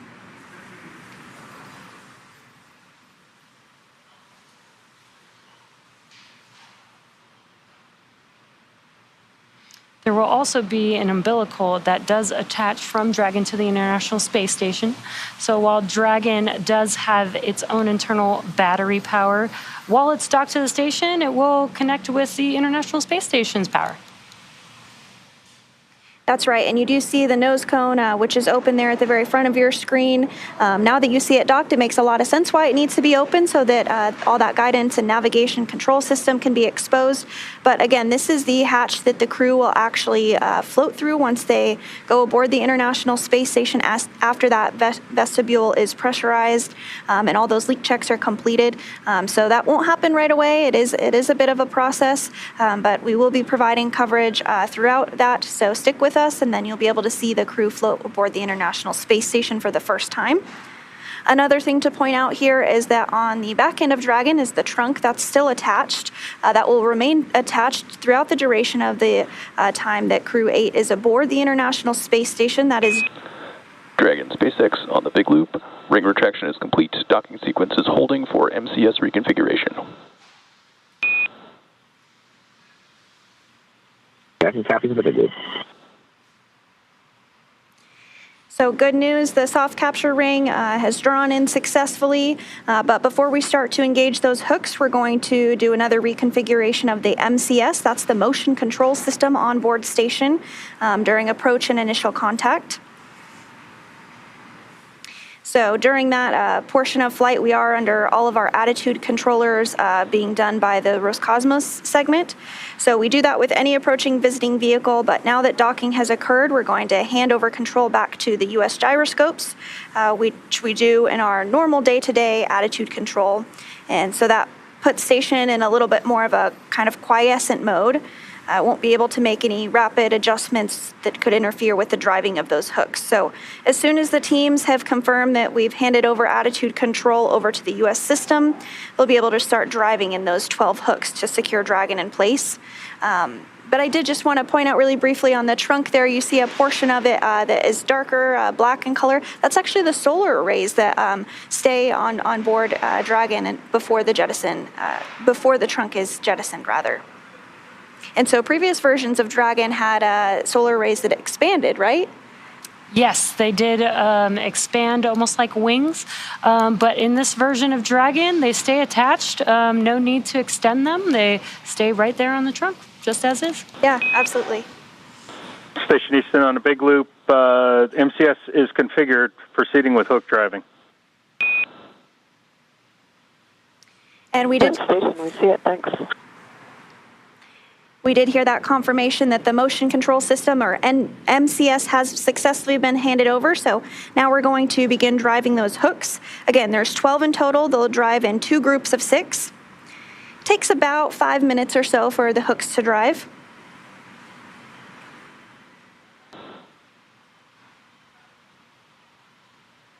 And this is the second time in the flight that we've done something with these hooks. They also are used shortly after liftoff, once Dragon is inserted into a nominal or normal orbit. Because they help to hold the nose cone closed during ascent, they were used to open up and expose the nose cone, which again, you see on your screen there is open and it's required for Dragon to dock. That first set of hooks is continuing to drive.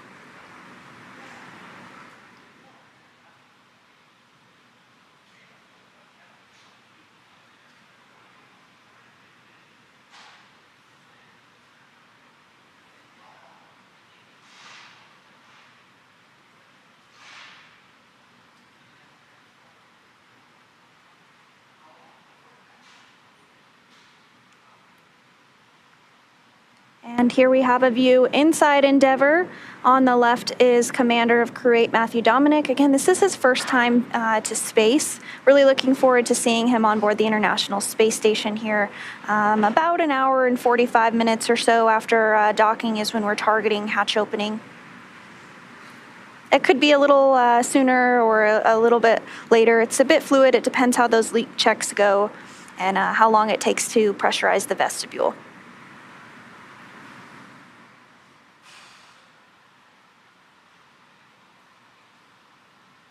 And so while those hooks drive, the crew is going to remain in their spacesuits, but once they work through a few more procedures, they will have the opportunity to get out of their seats and their suits and move freely about the cabin and essentially start to get ready to open up the hatches.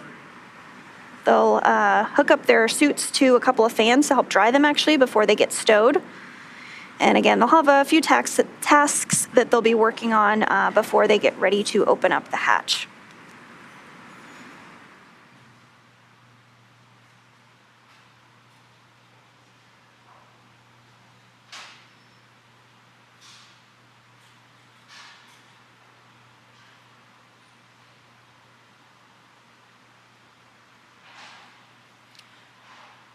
What you're seeing on your screen is a view of mission control here in Hawthorne, California. This team is still currently monitoring the crew, even though they are attached to the International Space Station. We're currently in progress of hard capture. And they will still monitor the crew until they are safely on board the International Space Station, which even after hard capture, there are still a few events that need to happen. Pressurizing the vestibule that will keep both the Dragon spacecraft and International Space Station safe as they open up the hatch from Dragon to allow the Crew-8 members on board the International Space Station. And we do have confirmation that that first set of hooks has been driven successfully, so now the next set is underway.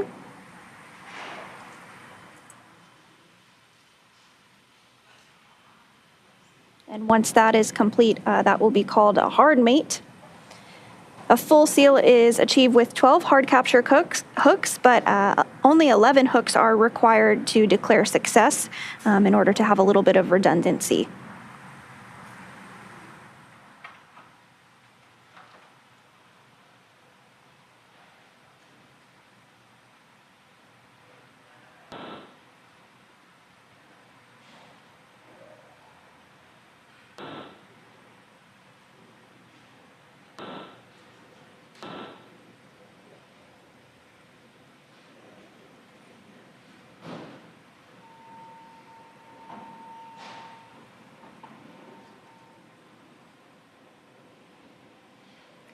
And if you are just joining us, 10 minutes ago, Crew-8 docked to the International Space Station, the forward port of Harmony. They docked while the International Space Station and Dragon were flying over the North Atlantic, just east of Newfoundland. Dragon SpaceX on the Big Loop. Hard capture is complete.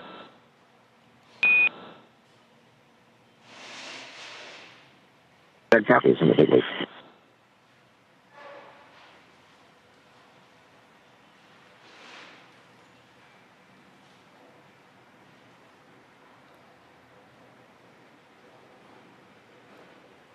And so we did hear that that second set of hooks was successfully driven. So we do have a hard capture, everything looking really good. That's what we want to hear. That will allow us to move in, excuse me, to the hatch opening procedures.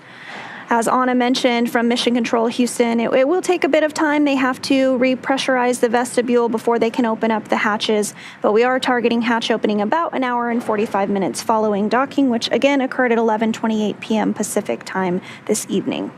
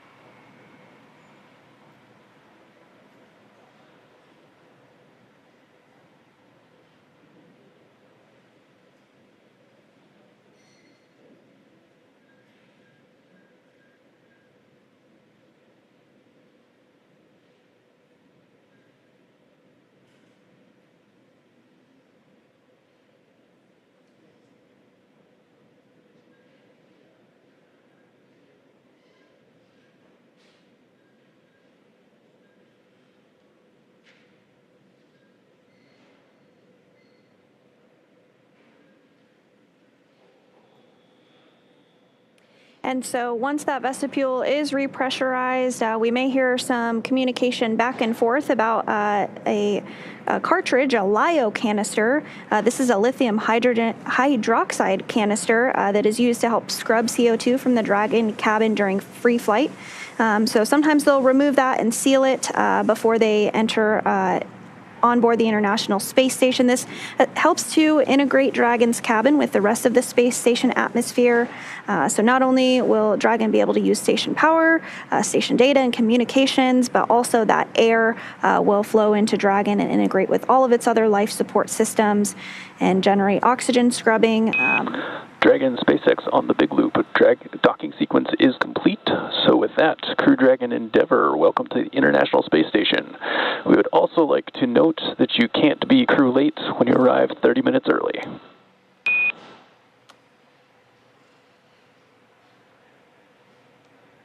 SpaceX Dragon on the Big Loop. Copies all. So excited to be here, and thank you to all the teams that got us here so much.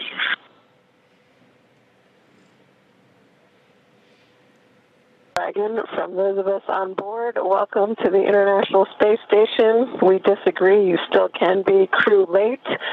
Mike, welcome back. We think a few things have changed since you left. Matt, Jeanette, Sasha, you're going to absolutely love it here. Good to hear your voice, Jasmin, and looking forward to seeing you in just a moment. Absolutely. I'm both excited and sad because it means I'm leaving soon.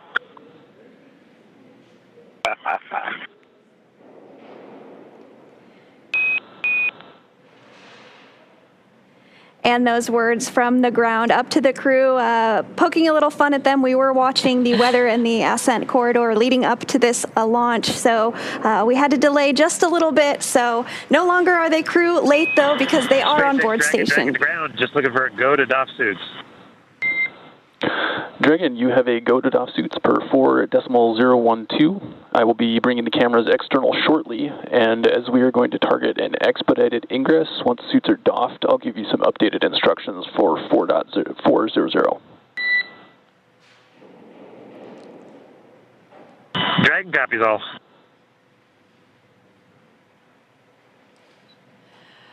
Some great words there. The crew is now able to begin doffing their suits, which I'm sure they're pretty excited about after the journey to the International Space Station. Now that Dragon has completed the docking sequence, the spacecraft must undergo a handful of checks before we will be able to open the hatch.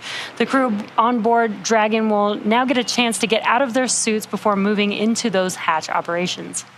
That's right, and things will be picking up inside the space station too as NASA's Jasmin Moghbeli gets the hatch on the station side ready to be opened and starts pressurizing that area known as the vestibule between the Dragon and station hatches. With Dragon docked, that's going to do it for us here in Hawthorne, but our coverage for Crew-8 won't stop there. Be sure to continue tuning in from Mission Control Houston. We're going to toss it over to Anna in Mission Control Houston to take us through the vestibule depressurization and hatch opening. We'll see NASA astronauts Matthew Dominick, Michael Barratt, Jeanette Epps, and Alexander Grebenkin float into the International Space Station. But for us here in Hawthorne, that is going to do it. Thank you so much for joining us this evening. Welcome aboard Crew-8.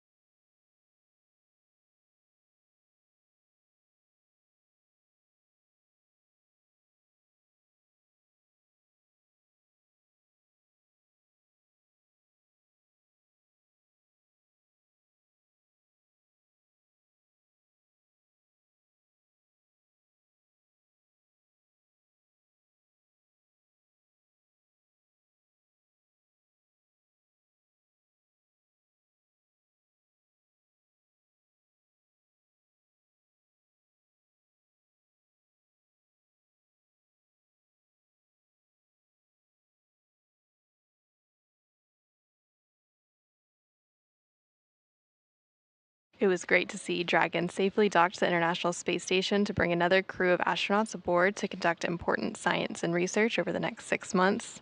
Again, Dragon Endeavour docked to the International Space Station.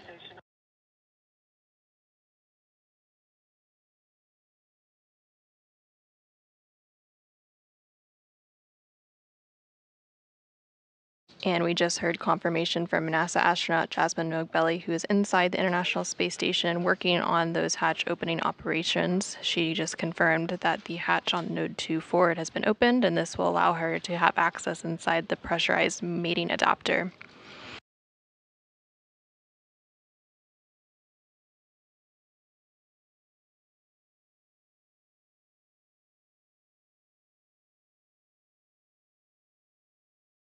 SpaceX Dragon turning around. Go ahead, Dragon. The driver for expedited ingress is not as strong as necessary. It's just, we don't have to go crazy. Copy that.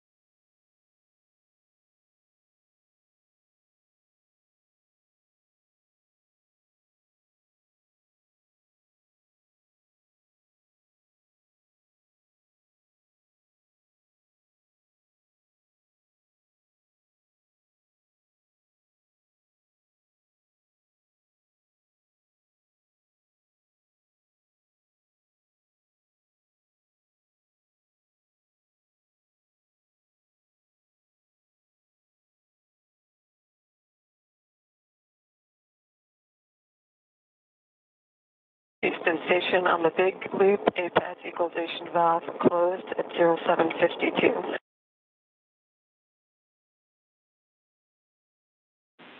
All right, copy that.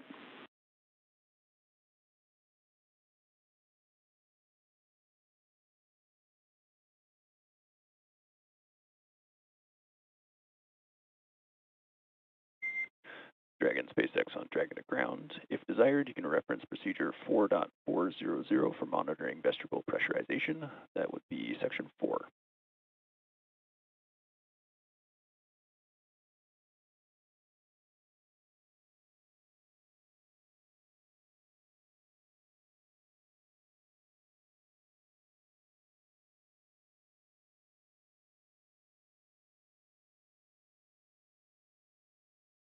We are continuing to work through some hatch opening procedures. NASA astronaut Jasmin Moghbeli is primed for these procedures. She has already opened the large hatch at Node 2 forward to give her access inside the pressurized mating adapter. Now we are working to pressurize the vestibule.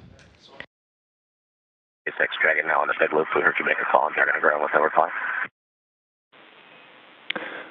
That's correct. It was just directing you towards 4.400, section 4, to monitor vestibule pressurization. We have a little bit of trouble with the audio link on Dragon to ground right now, so you can just direct all calls on the big loop. Copy, Wilco, stay on the big loop, and we're monitoring section 4.400.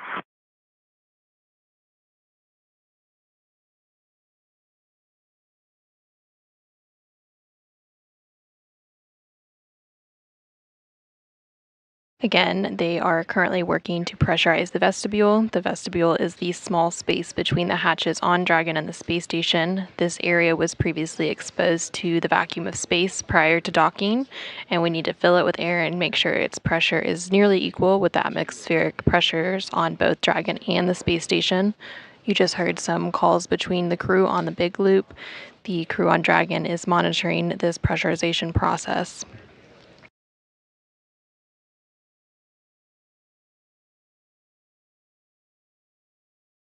As part of these pressurization procedures, NASA astronaut Jasmin Moghbeli, who is on the International Space Station and a part of Expedition 70, is using a small valve on the station's hatch to slowly introduce air into the vestibule, and flight controllers here in Houston are monitoring the pressure and temperature readings inside and verifying that everything is leak-free before we can open the hatches.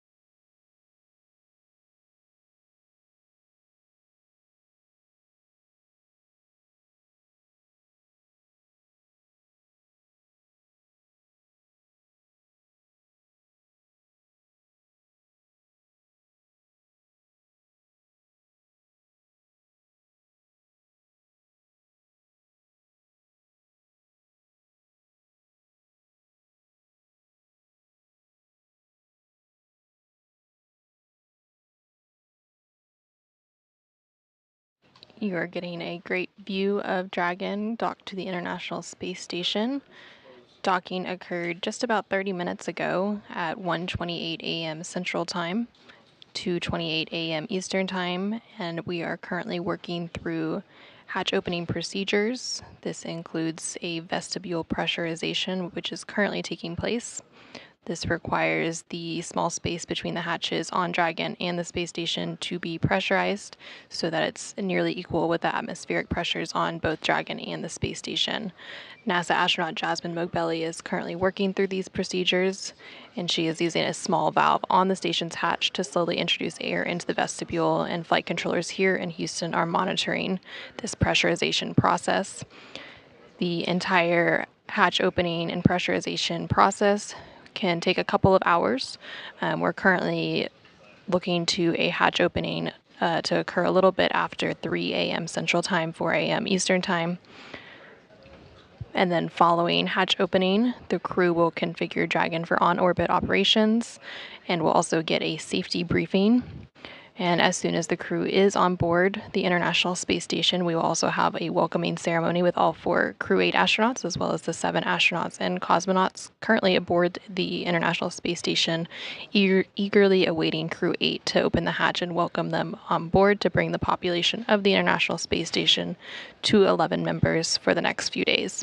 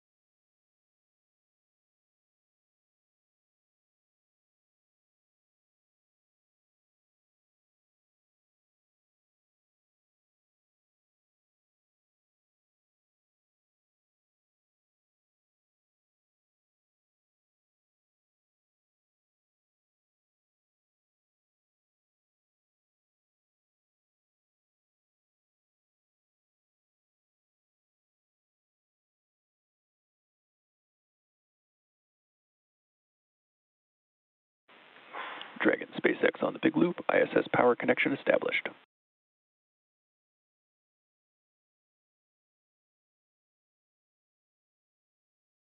Dragon copies on the big loop. Suits are drying 1 minute ago.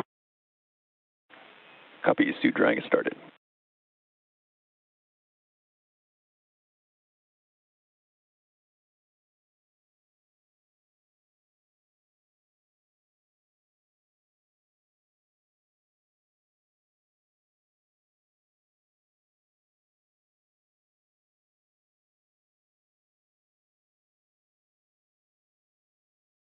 And you just heard some communication with flight controllers here on the ground and the Dragon crew aboard the Dragon Endeavour. They have taken off their suits and they are have configured them so that they can dry, and they are continuing to monitor the pressurization taking place right now in the vestibule. There are also leak checks going on as part of this process.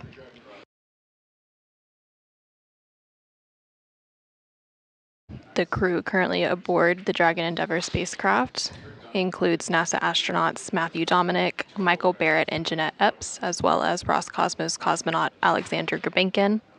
It is a first space flight for Dominick, Epps, and Grebenkin, but a third flight for Barratt. He has previously spent 212 days in space, having Dragon SpaceX on the big loop with suits drying. You have a go for 4.400. All of the steps in this procedure are going to be optional for the expedited ingress. We are still going to take the expedited pathway. However, do complete as much of that as you can while we are in the interim period for the leak check that is currently in progress.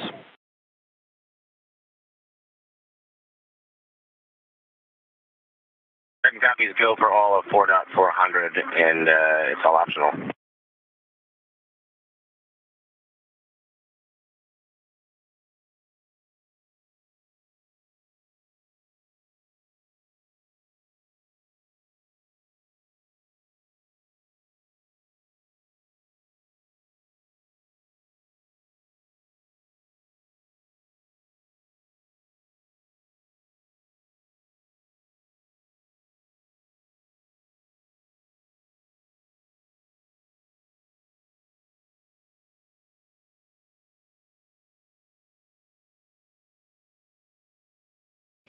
Again, the crew aboard Dragon continuing to monitor the hatch opening procedures, and NASA astronaut Jasmin Moghbeli aboard the International Space Station working through those procedures and the pressurization of the vestibule.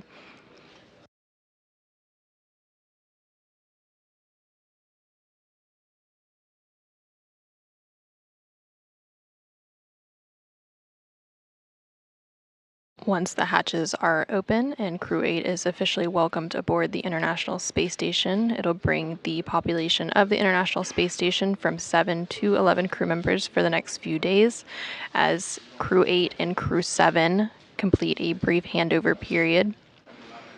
They will be joining the Expedition 70 crew currently aboard the International Space Station, which includes NASA astronauts Jasmin Moghbeli and Loral O'Hara, as well as ESA, or European Space Agency astronaut Andreas Mogensen, and Jaxa, or Japan Aerospace Exploration Agency astronaut Satoshi Furukawa, and Roscosmos cosmonauts Konstantin Borisov, Oleg Kononenko, and Nikolai Chub.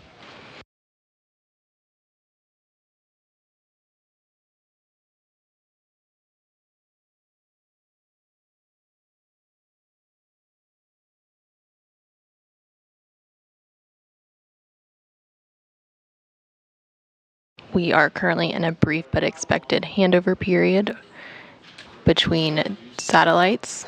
The International Space Station relies on communications from the Tracking and Data Relay Satellite System, or TDRS. And right now you can see a live look inside the International Space Station Flight Control Room here in Houston.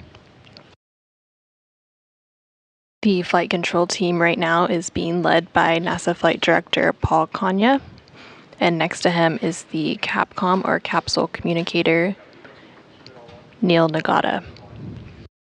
The Capcom serves as the voice link between the NASA mission control team and the crew aboard the International Space Station. The NASA team is responsible for the safety of the crew aboard the space station as well as the station itself. It's staffed 24 hours a day, 7 days a week, and the flight control team operates on 3 shifts per day or orbits to provide continuous support for the crew.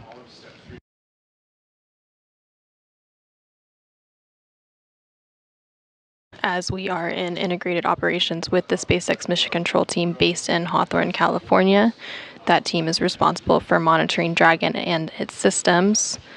They have a MD, or the mission director, which is responsible for mission success and leads the team, and also a core, or crew operations and resources engineer, which is who you often hear talking to the Dragon crew during their transit to the International Space Station.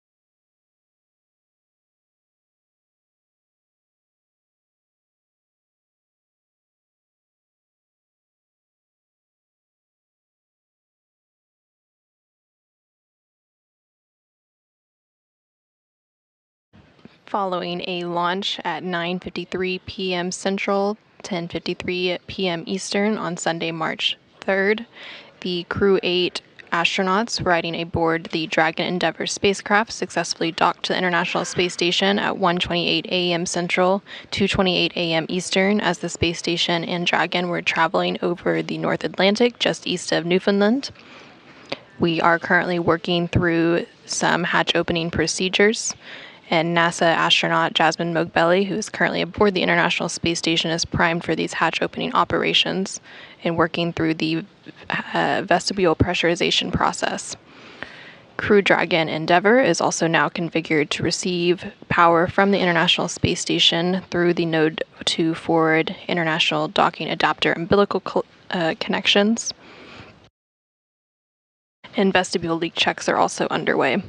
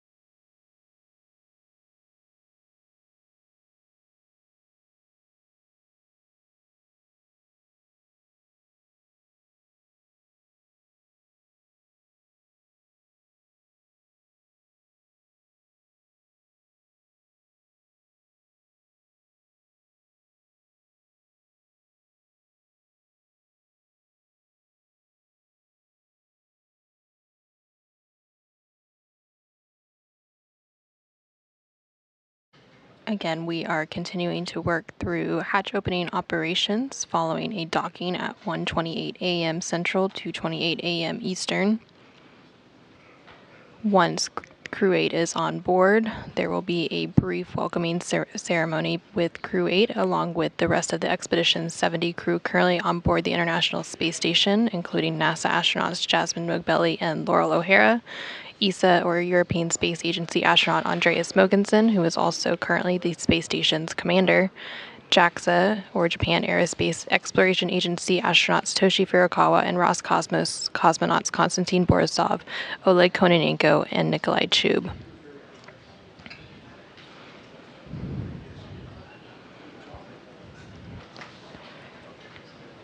The crew will then get a safety briefing and begin handover activities with the members of NASA's SpaceX Crew-7 mission, which includes Jasmin, Moghbeli, Andreas Mogensen, Satoshi Furukawa, and Konstantin Borisov.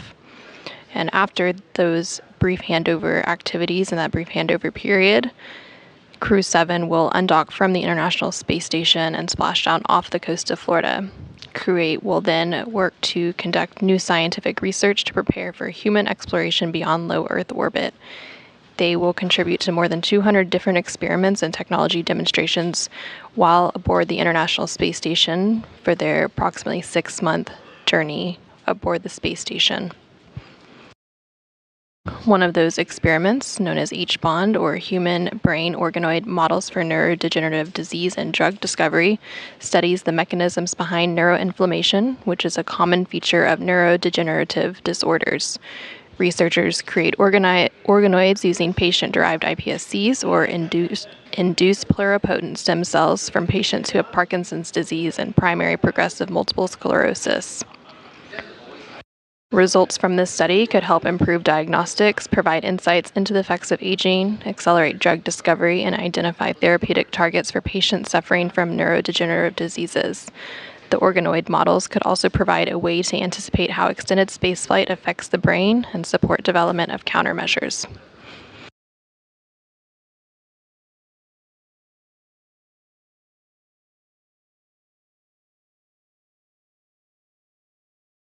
They will also be working on an experiment known as Plant UVB, or Plant Responses Against the Stresses of Microgravity and High Ultraviolet Radiation in Space, which examines how stress from microgravity, UV radiation, and the combination of the two affect plants at the molecular, cellular, and whole organism levels. Results from this study could increase understanding of plant growth in space and support improvements in plant cultivation technologies for future missions.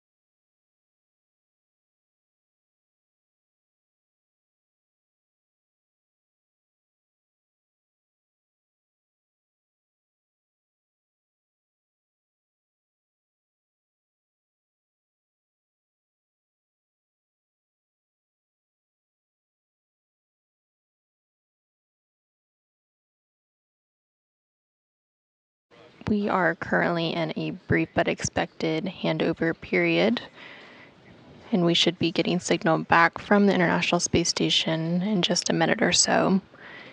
The Tracking and Data Relay Satellite System, or TDRS, is NASA's network of specialized communications satellites in geosynchronous orbit that provide communication services to the International Space Station.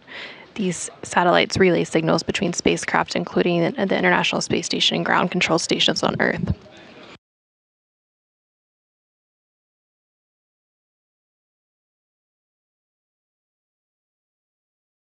And there you can see live views inside the International Space Station of NASA astronaut Jasmin Moghbeli in Node 2 forward as she works through some of those hatch opening procedures.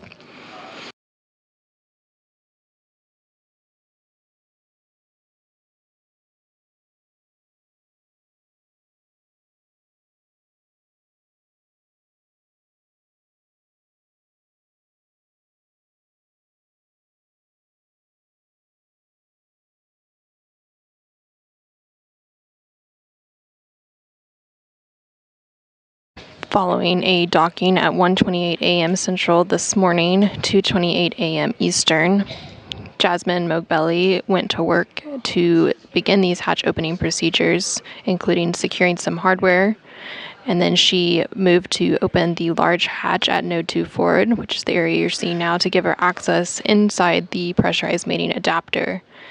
We then began to pressurize the vestibule, which is the small space between the hatches on Dragon and the space station. This area was exposed to the vacuum of space prior to docking, so we needed to fill it with air and make sure its pressure was nearly equal with the atmospheric pressures on Dragon and the station. To do this, Jasmin Moghbeli used a small valve on the station's hatch to slowly introduce air into the vestibule. And flight controllers here in Mission Control Houston monitor the pressure and temperature readings inside to verify that everything is leak-free before we get to open the hatches. Those leak checks are currently ongoing.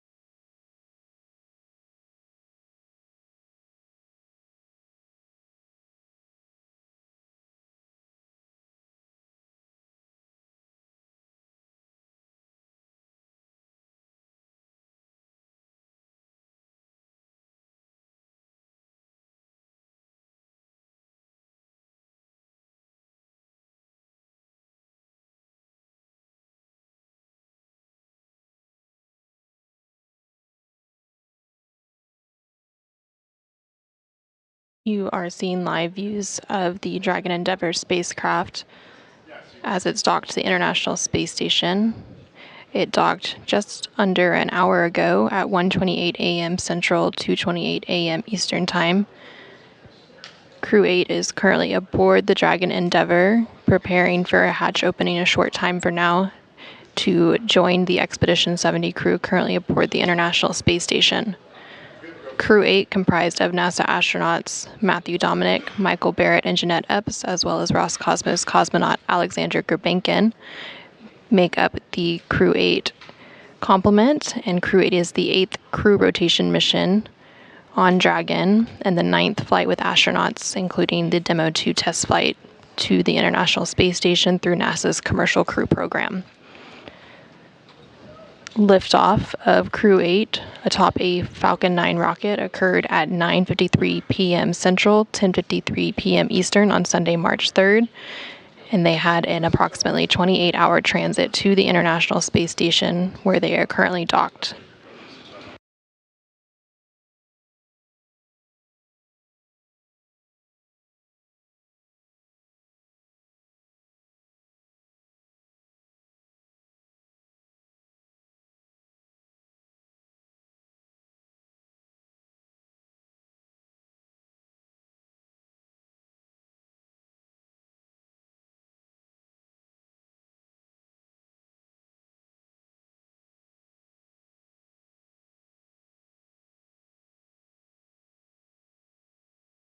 And you are seeing live views inside the International Space Station as the Expedition 70 crew works to welcome the Crew-8 astronauts aboard the International Space Station. On the far left side is International Space Station Commander and European Space Agency astronaut, or ESA, Andreas Mogensen. And then to the right is NASA astronaut Jasmin Moghbeli.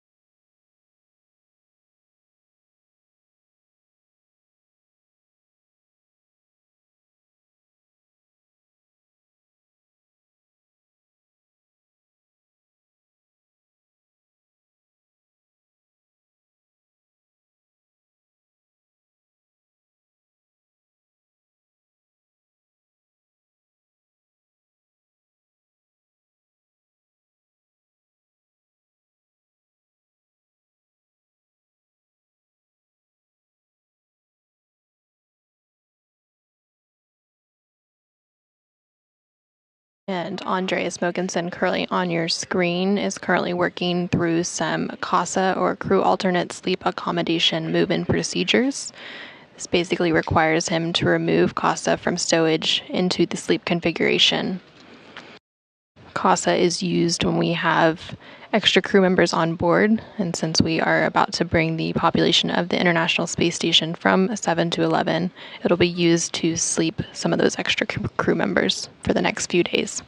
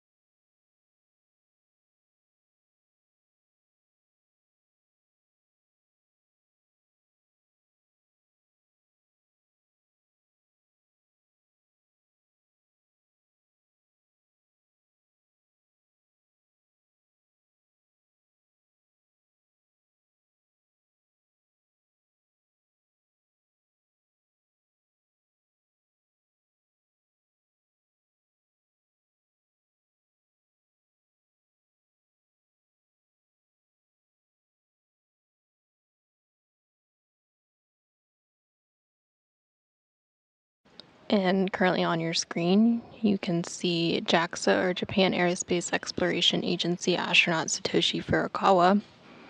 He is part of Crew-7, and he will be completing a handover period with the Crew-8 astronauts before he and the rest of his Crew-7 crewmates return to Earth in just a few days.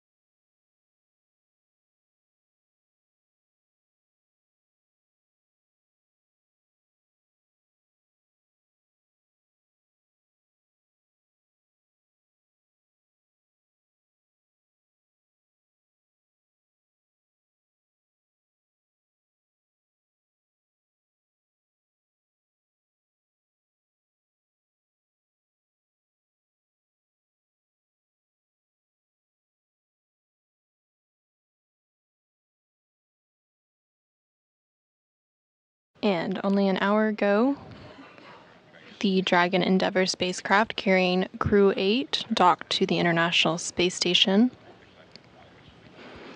This docking took place at 1:28 a.m. Central, 2:28 a.m. Eastern, as Dragon and the International Space Station were flying over the North Atlantic just east of Newfoundland. Teams continue to work through some of the hatch opening operations. This process can take about 2 hours to complete.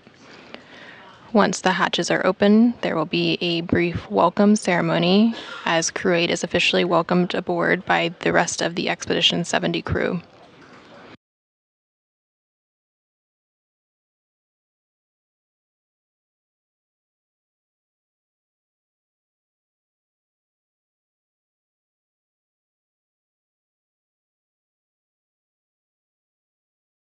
And following the welcoming ceremony, there will also be an ISS safety briefing for the Crew-8 astronauts. And then they will also take time to integrate Dragon into the station environment.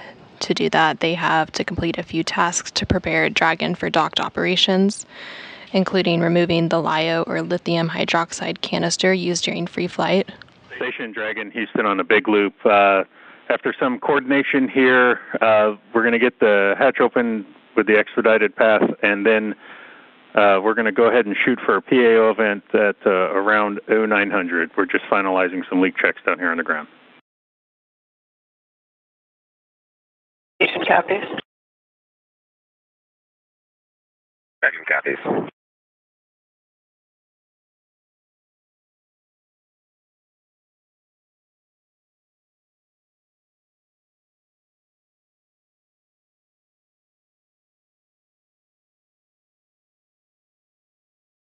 And you just heard some conversation between flight controllers here on the ground and the space station and Dragon crews. They are currently targeting a welcoming ceremony to take place at 3 a.m. Central, and the hatches will open a little bit before that, probably approximately at 2:45 a.m. Central. Teams are just continuing to finalize some leak checks before that official hatch opening can take place.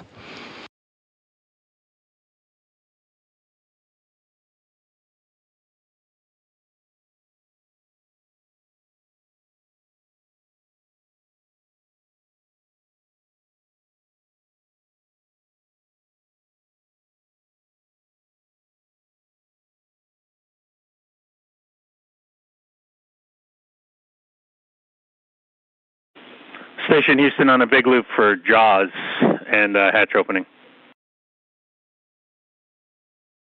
With you on 2. With you on the big loop. Hey, JAWS, we're ready for you to pick up in your activity at 9:05 with the Deltas as frac. Okay, copies. Either go in step 3.1. If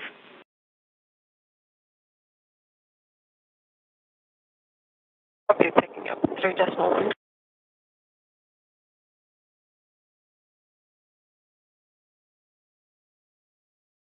SpaceX Dragon on the big loop for students. Go ahead, Dragon. Just timing-wise, they're telling us PAO event 09 Zulu, and that is almost exactly the same time that the seats would be done drying with 1 hour. So we will give you the seat fan off command 5 Alpha.6. Concur. We are already tracking that. I also have a couple items for you. First of which is, can we come on back on board with cameras?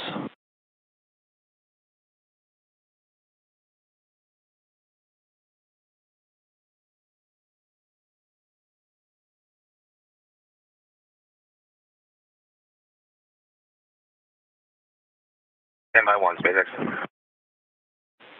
Copy, standing by.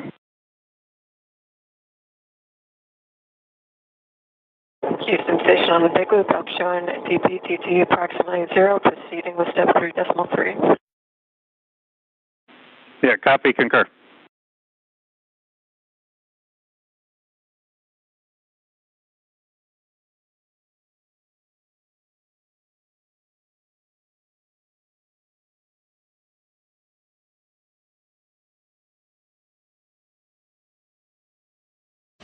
NASA astronaut Jasmin Moghbeli, who you can see currently on your screen in node 2 forward, is currently continuing to work through hatch opening procedures.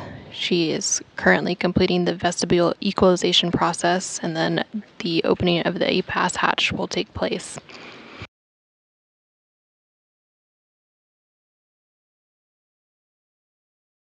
And floating onto your screen now is NASA astronaut Loral O'Hara.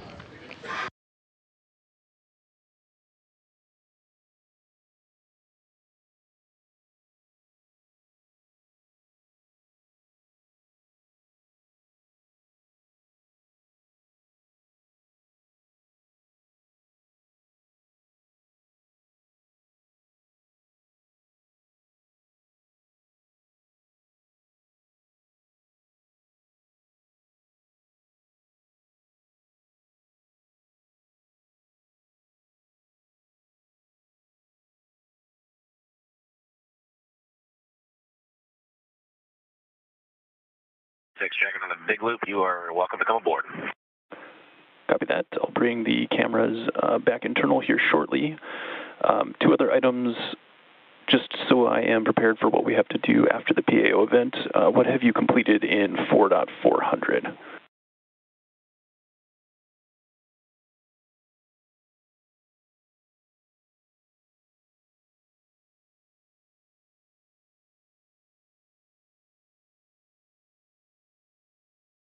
Stand by 1 moment.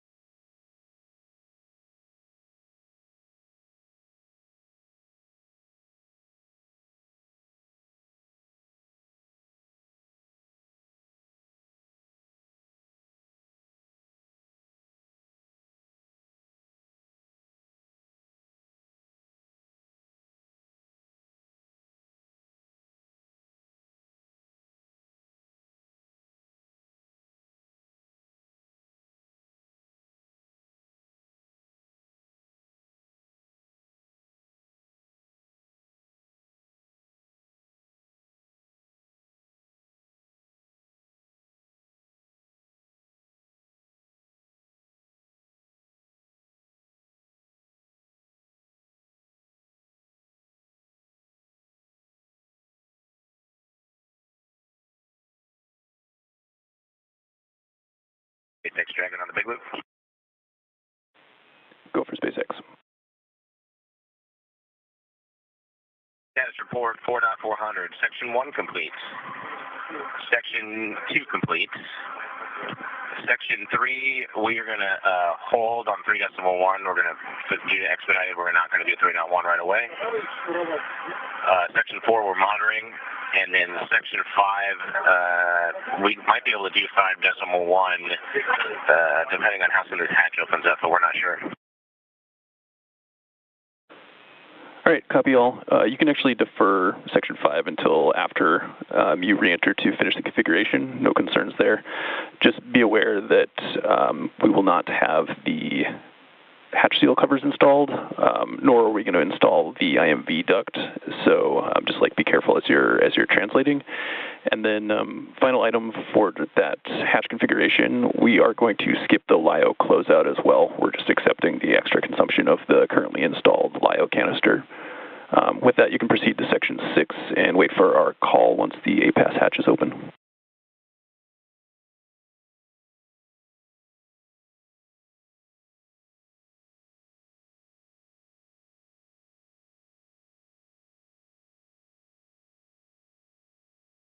SpaceX Dragon, big loop copy. We are in Section 6 right now, standing by ISS Crew.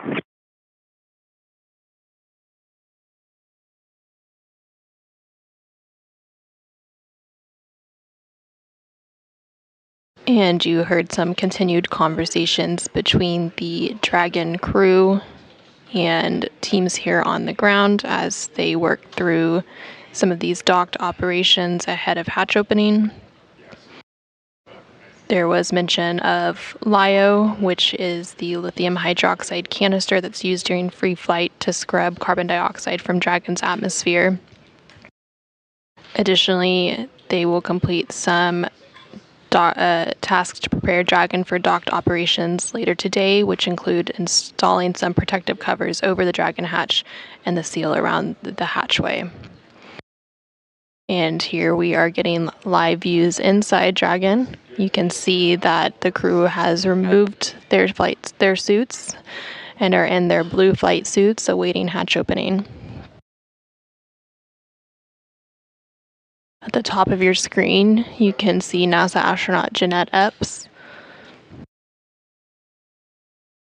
And down toward the bottom of the screen, on the left side, we have NASA astronaut Michael Barratt, and to his right, we have NASA astronaut Matthew Dominick, and we can also see Roscosmos cosmonaut Alexander Grebenkin.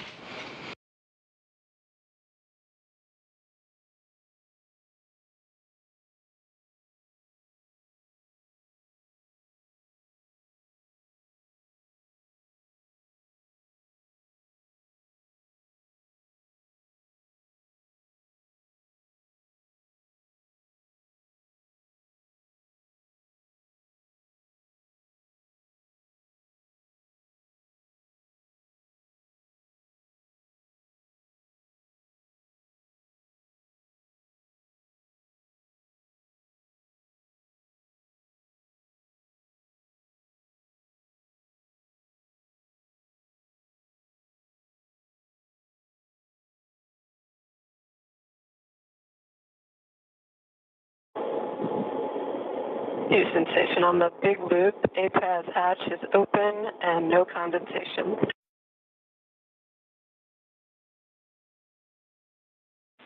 Yeah, copy.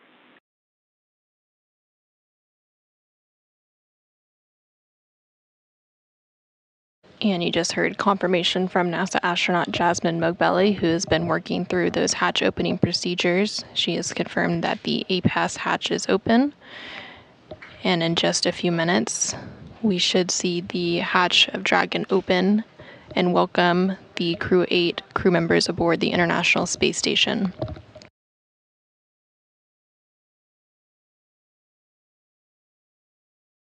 Crew-8 began their journey to the International Space Station on Sunday, March 3rd, following a launch from NASA's Kennedy Space Center in Florida at Launch Complex 39A. They launched atop a Falcon 9 rocket at 9:53 p.m. Central, 10:53 p.m. Eastern, and have been on an approximately 28-hour journey to the International Space Station, where they docked just over an hour ago at 1:28 a.m. Central, 2:28 a.m. Eastern. They've been working through these hatch opening procedures to equalize the vestibule, do some leak checks, and ensure everything is good to go before the hatches on Dragon are open to officially welcome Crew-8 aboard.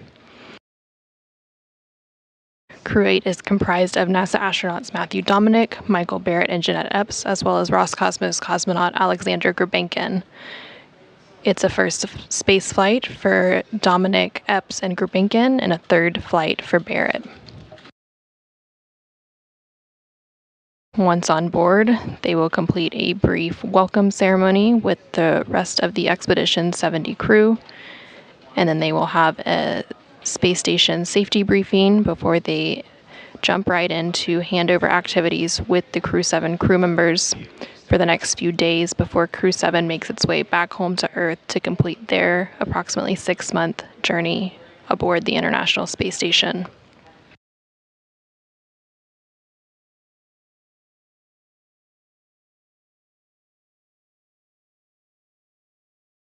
Houston, SpaceX from station on the big loop. Station is ready for Dragon hatch equalization.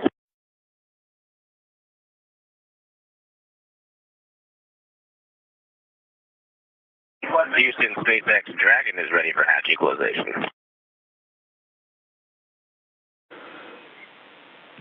Dragon SpaceX, we copy.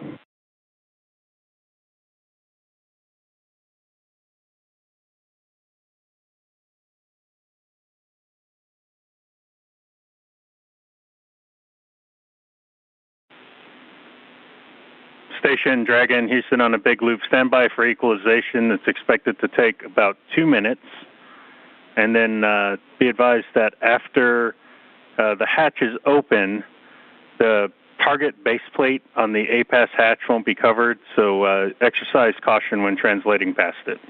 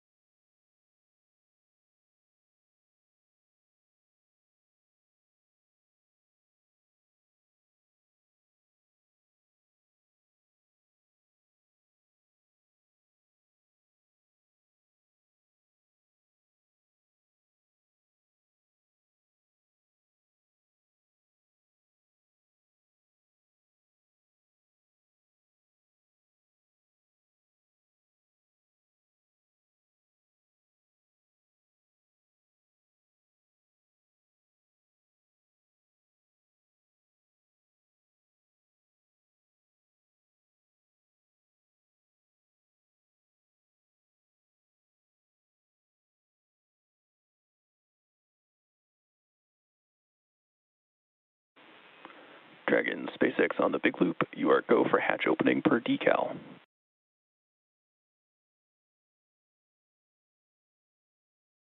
SpaceX Dragon on the big loop.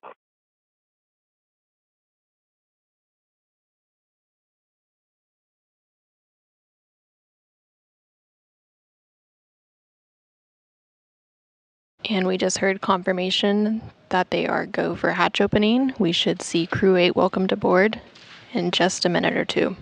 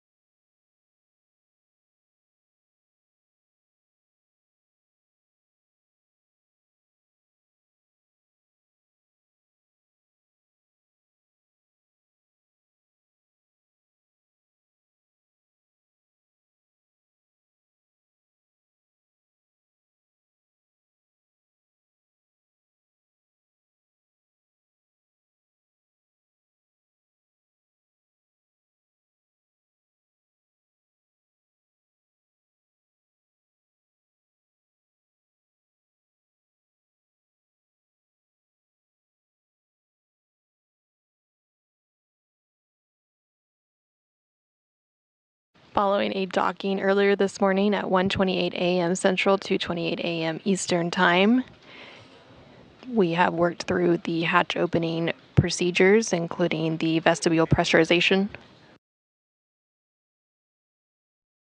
And now we are standing by for Crew-8 to come aboard.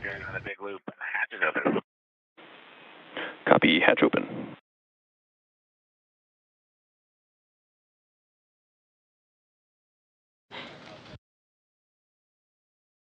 And we just heard confirmation that the Dragon hatch is open, so we should see those Crew-8 crew members float aboard shortly. Currently on your screen, you can see Jaxa, or Japan Aerospace Exploration Agency astronaut Satoshi Furukawa on the far left. In the center is ESA, or European Space Agency astronaut Andreas Mogensen, and also there was NASA astronaut Loral O'Hara. They were working to set up for the welcoming ceremony that will take place shortly after Crew-8 floats aboard. And now you are seeing a live view inside the Dragon Endeavour spacecraft. You can see the SpaceX suits that the Crew-8 crew members were wearing for the docking operations, as well as for launch on Sunday, March 3rd. Crew-8 is currently standing by, and they will be ingressing into the International Space Station just a short time from now. And there we can see Crew-8 being joyfully welcomed aboard the International Space Station.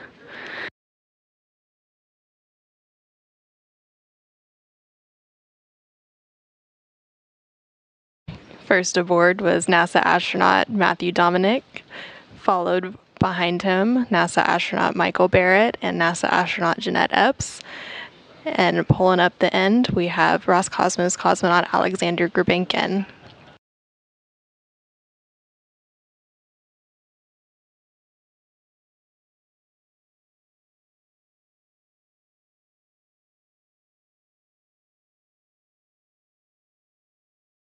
The Crew-8 astronauts now officially a part of Expedition 70, and the other Expedition 70 crew members giving them hugs and handshakes as they make their way onto the International Space Station, which will be their home for the next 6 months as they conduct important science and research.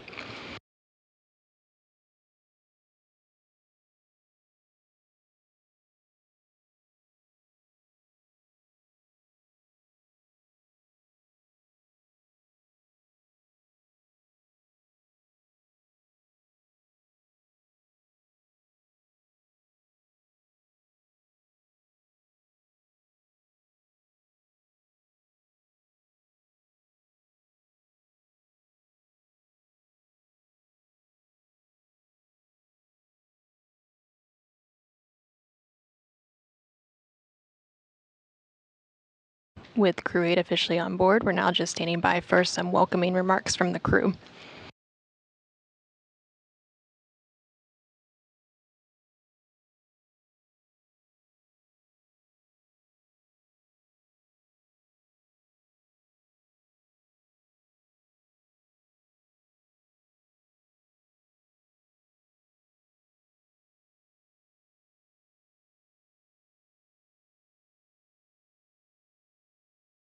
And we are currently in a brief but expected handover period. We will get signal back shortly and get those views back of the International Space Station crew.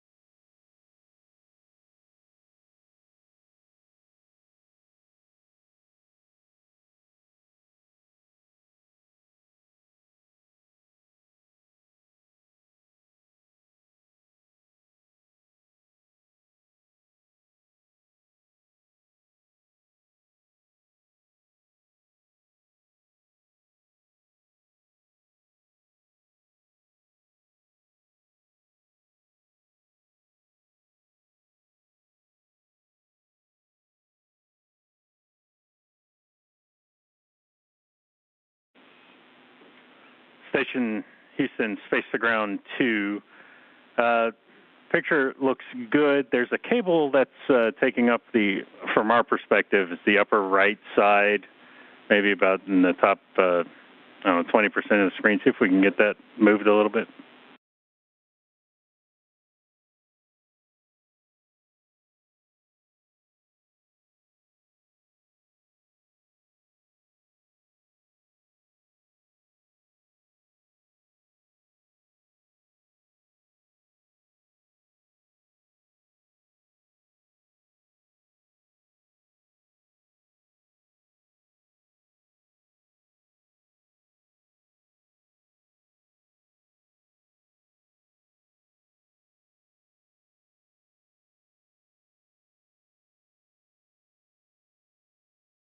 We are in another brief but expected handover period between satellites, and we should get views back of the International Space Station in just a minute.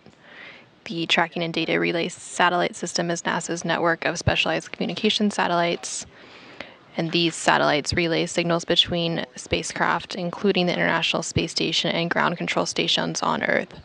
Once we get communication back with the International Space Station, that welcoming ceremony with Crew-8 and the rest of the Expedition 70 crew will begin.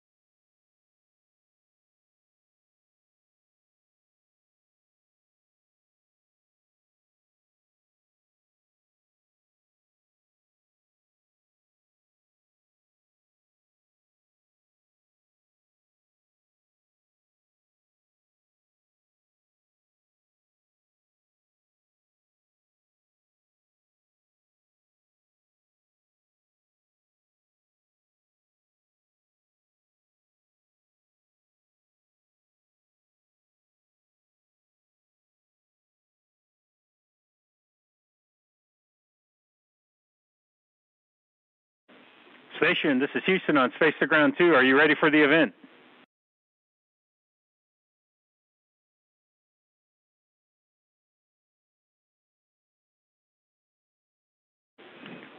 All right, let's roll. All right, stand by, stand by.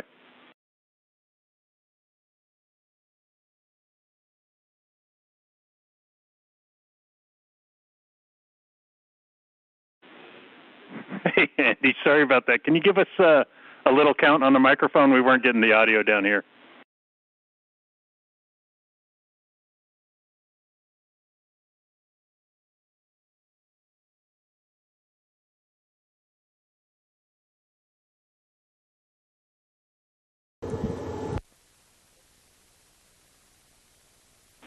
Check. Okay, just another quick count. 1, 2, 3, 4, 5, 6, 7, 8, 9, 10. All right, 11, 12, 13, we're ready to roll.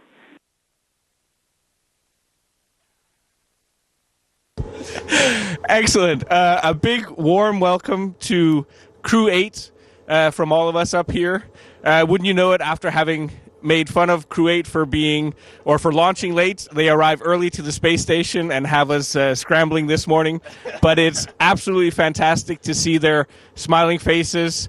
Welcome to space, Matt, Jeanette, and Alex, and welcome back to space to Mike.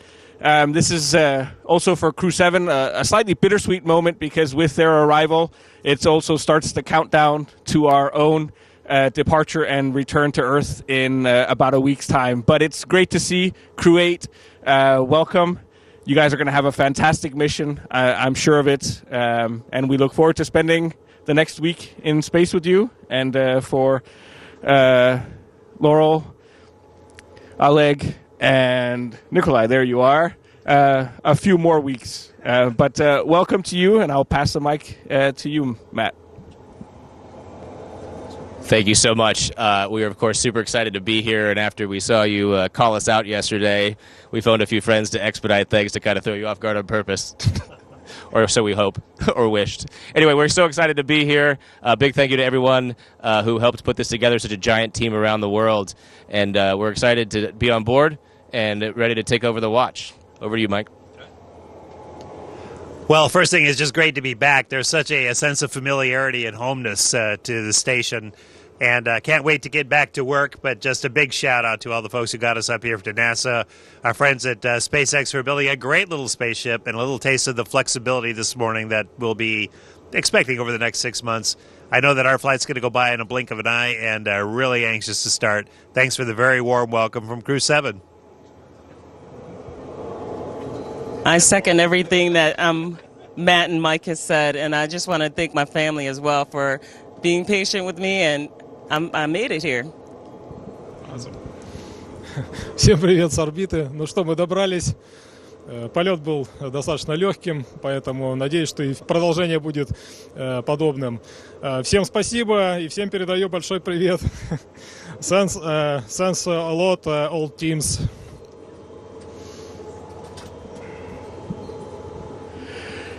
Well, once again, welcome to the International Space Station. This is an incredible place. You will have a great time up here, just like we did.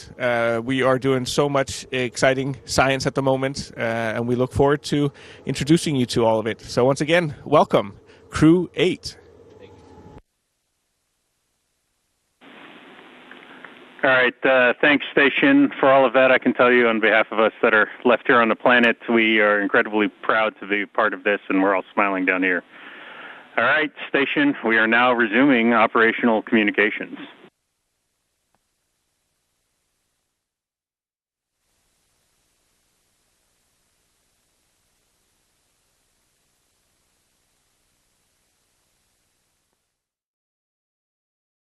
And there you have it. Crew-8 is officially on board the International Space Station and welcomed by the Expedition 70 crew, bringing the current space station population to 11 for the next few days. Crew-8 began their journey to the orbiting laboratory following a liftoff at 9:53 p.m. Central, 10:53 p.m. Eastern on Sunday, March 3rd from Launch Pad 39A at NASA's Kennedy Space Center in Florida atop a Falcon 9 rocket.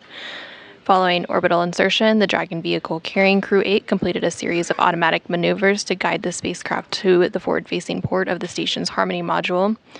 Dragon Endeavour and its 4-person crew of NASA astronauts Matthew Dominick, Michael Barratt, and Jeanette Epps, and Roscosmos cosmonaut Alexander Grebenkin docked to the International Space Station at 1:28 a.m. Central, 2:28 a.m. Eastern on Tuesday, March 5th, as the space station and Dragon were traveling over the North Atlantic, just east of Newfoundland. Once the vestibule was pressurized and a series of leak checks were performed, the hatches were opened and Crew-8 was officially welcomed aboard the International Space Station, where they will spend the next 6 months docked to the orbiting laboratory, conducting new scientific research and experiments. Thank you for joining us for our Crew-8 coverage this morning. Go NASA, go SpaceX, and go Crew-8. This is Mission Control Houston.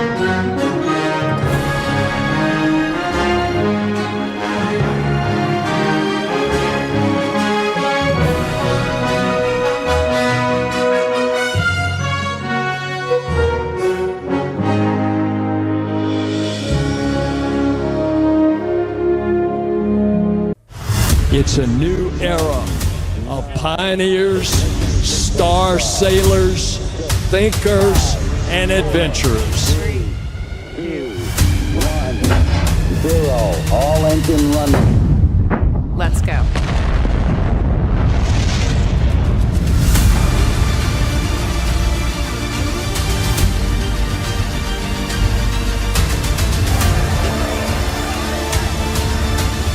We have been given the scientific knowledge, the technical ability, and the material to pursue the exploration of the universe.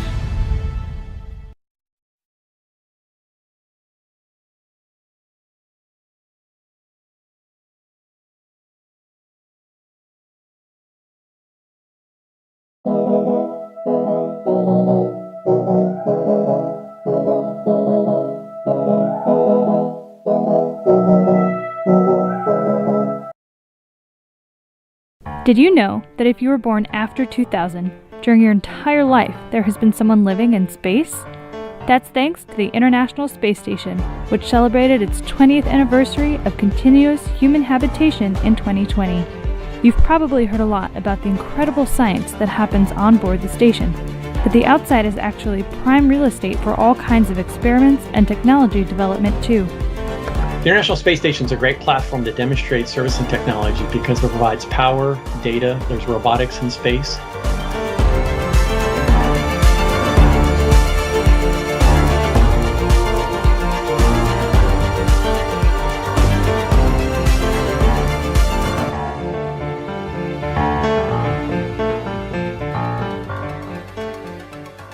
With Tech on Deck, we'll be talking about some key experiments that have taken place outside in the harsh environment of space, which will help us advance human exploration.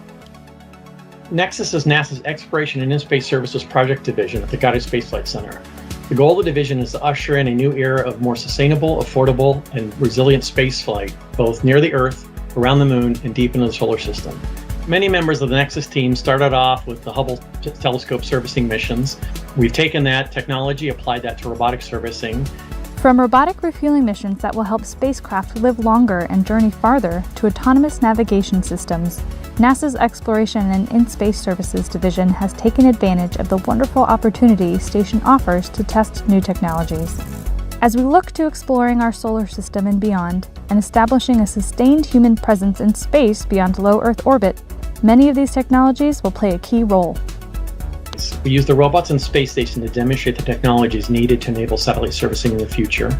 We've also used the robots on Space Station to do some of the more repetitive tasks or the dangerous tasks that astronauts shouldn't be doing, like going outside the Space Station to try to look for ammonia leaks. Robots are very good at moving fine, delicate positions, moving back and forth, doing those sorts of tasks that would be challenging for humans to do. In order to live in space, astronauts will first need to reach their far-out destinations like Mars. This will require refueling and replenishment of oxygen supplies, things the robotic refueling missions worked to demonstrate on station.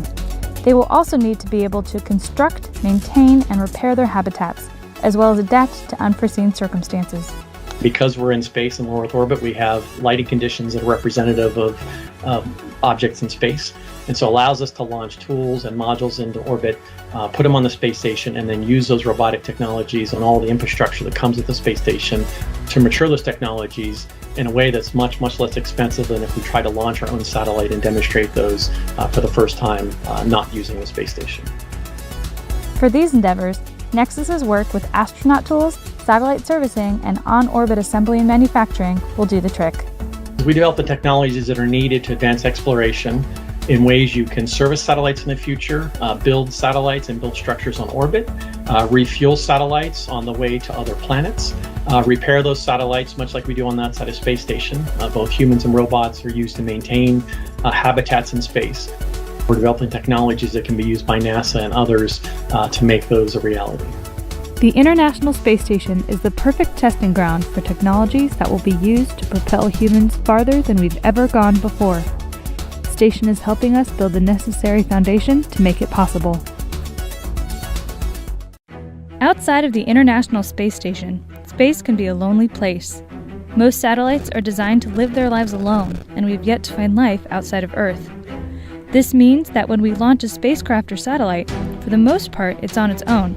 and has a limited lifespan based on when critical items like fuel run out or something breaks. You wouldn't throw away your car if it ran out of gas, and thanks to the advent of modern-day robotics, software, and computing power, we will soon be able to apply that logic to satellites.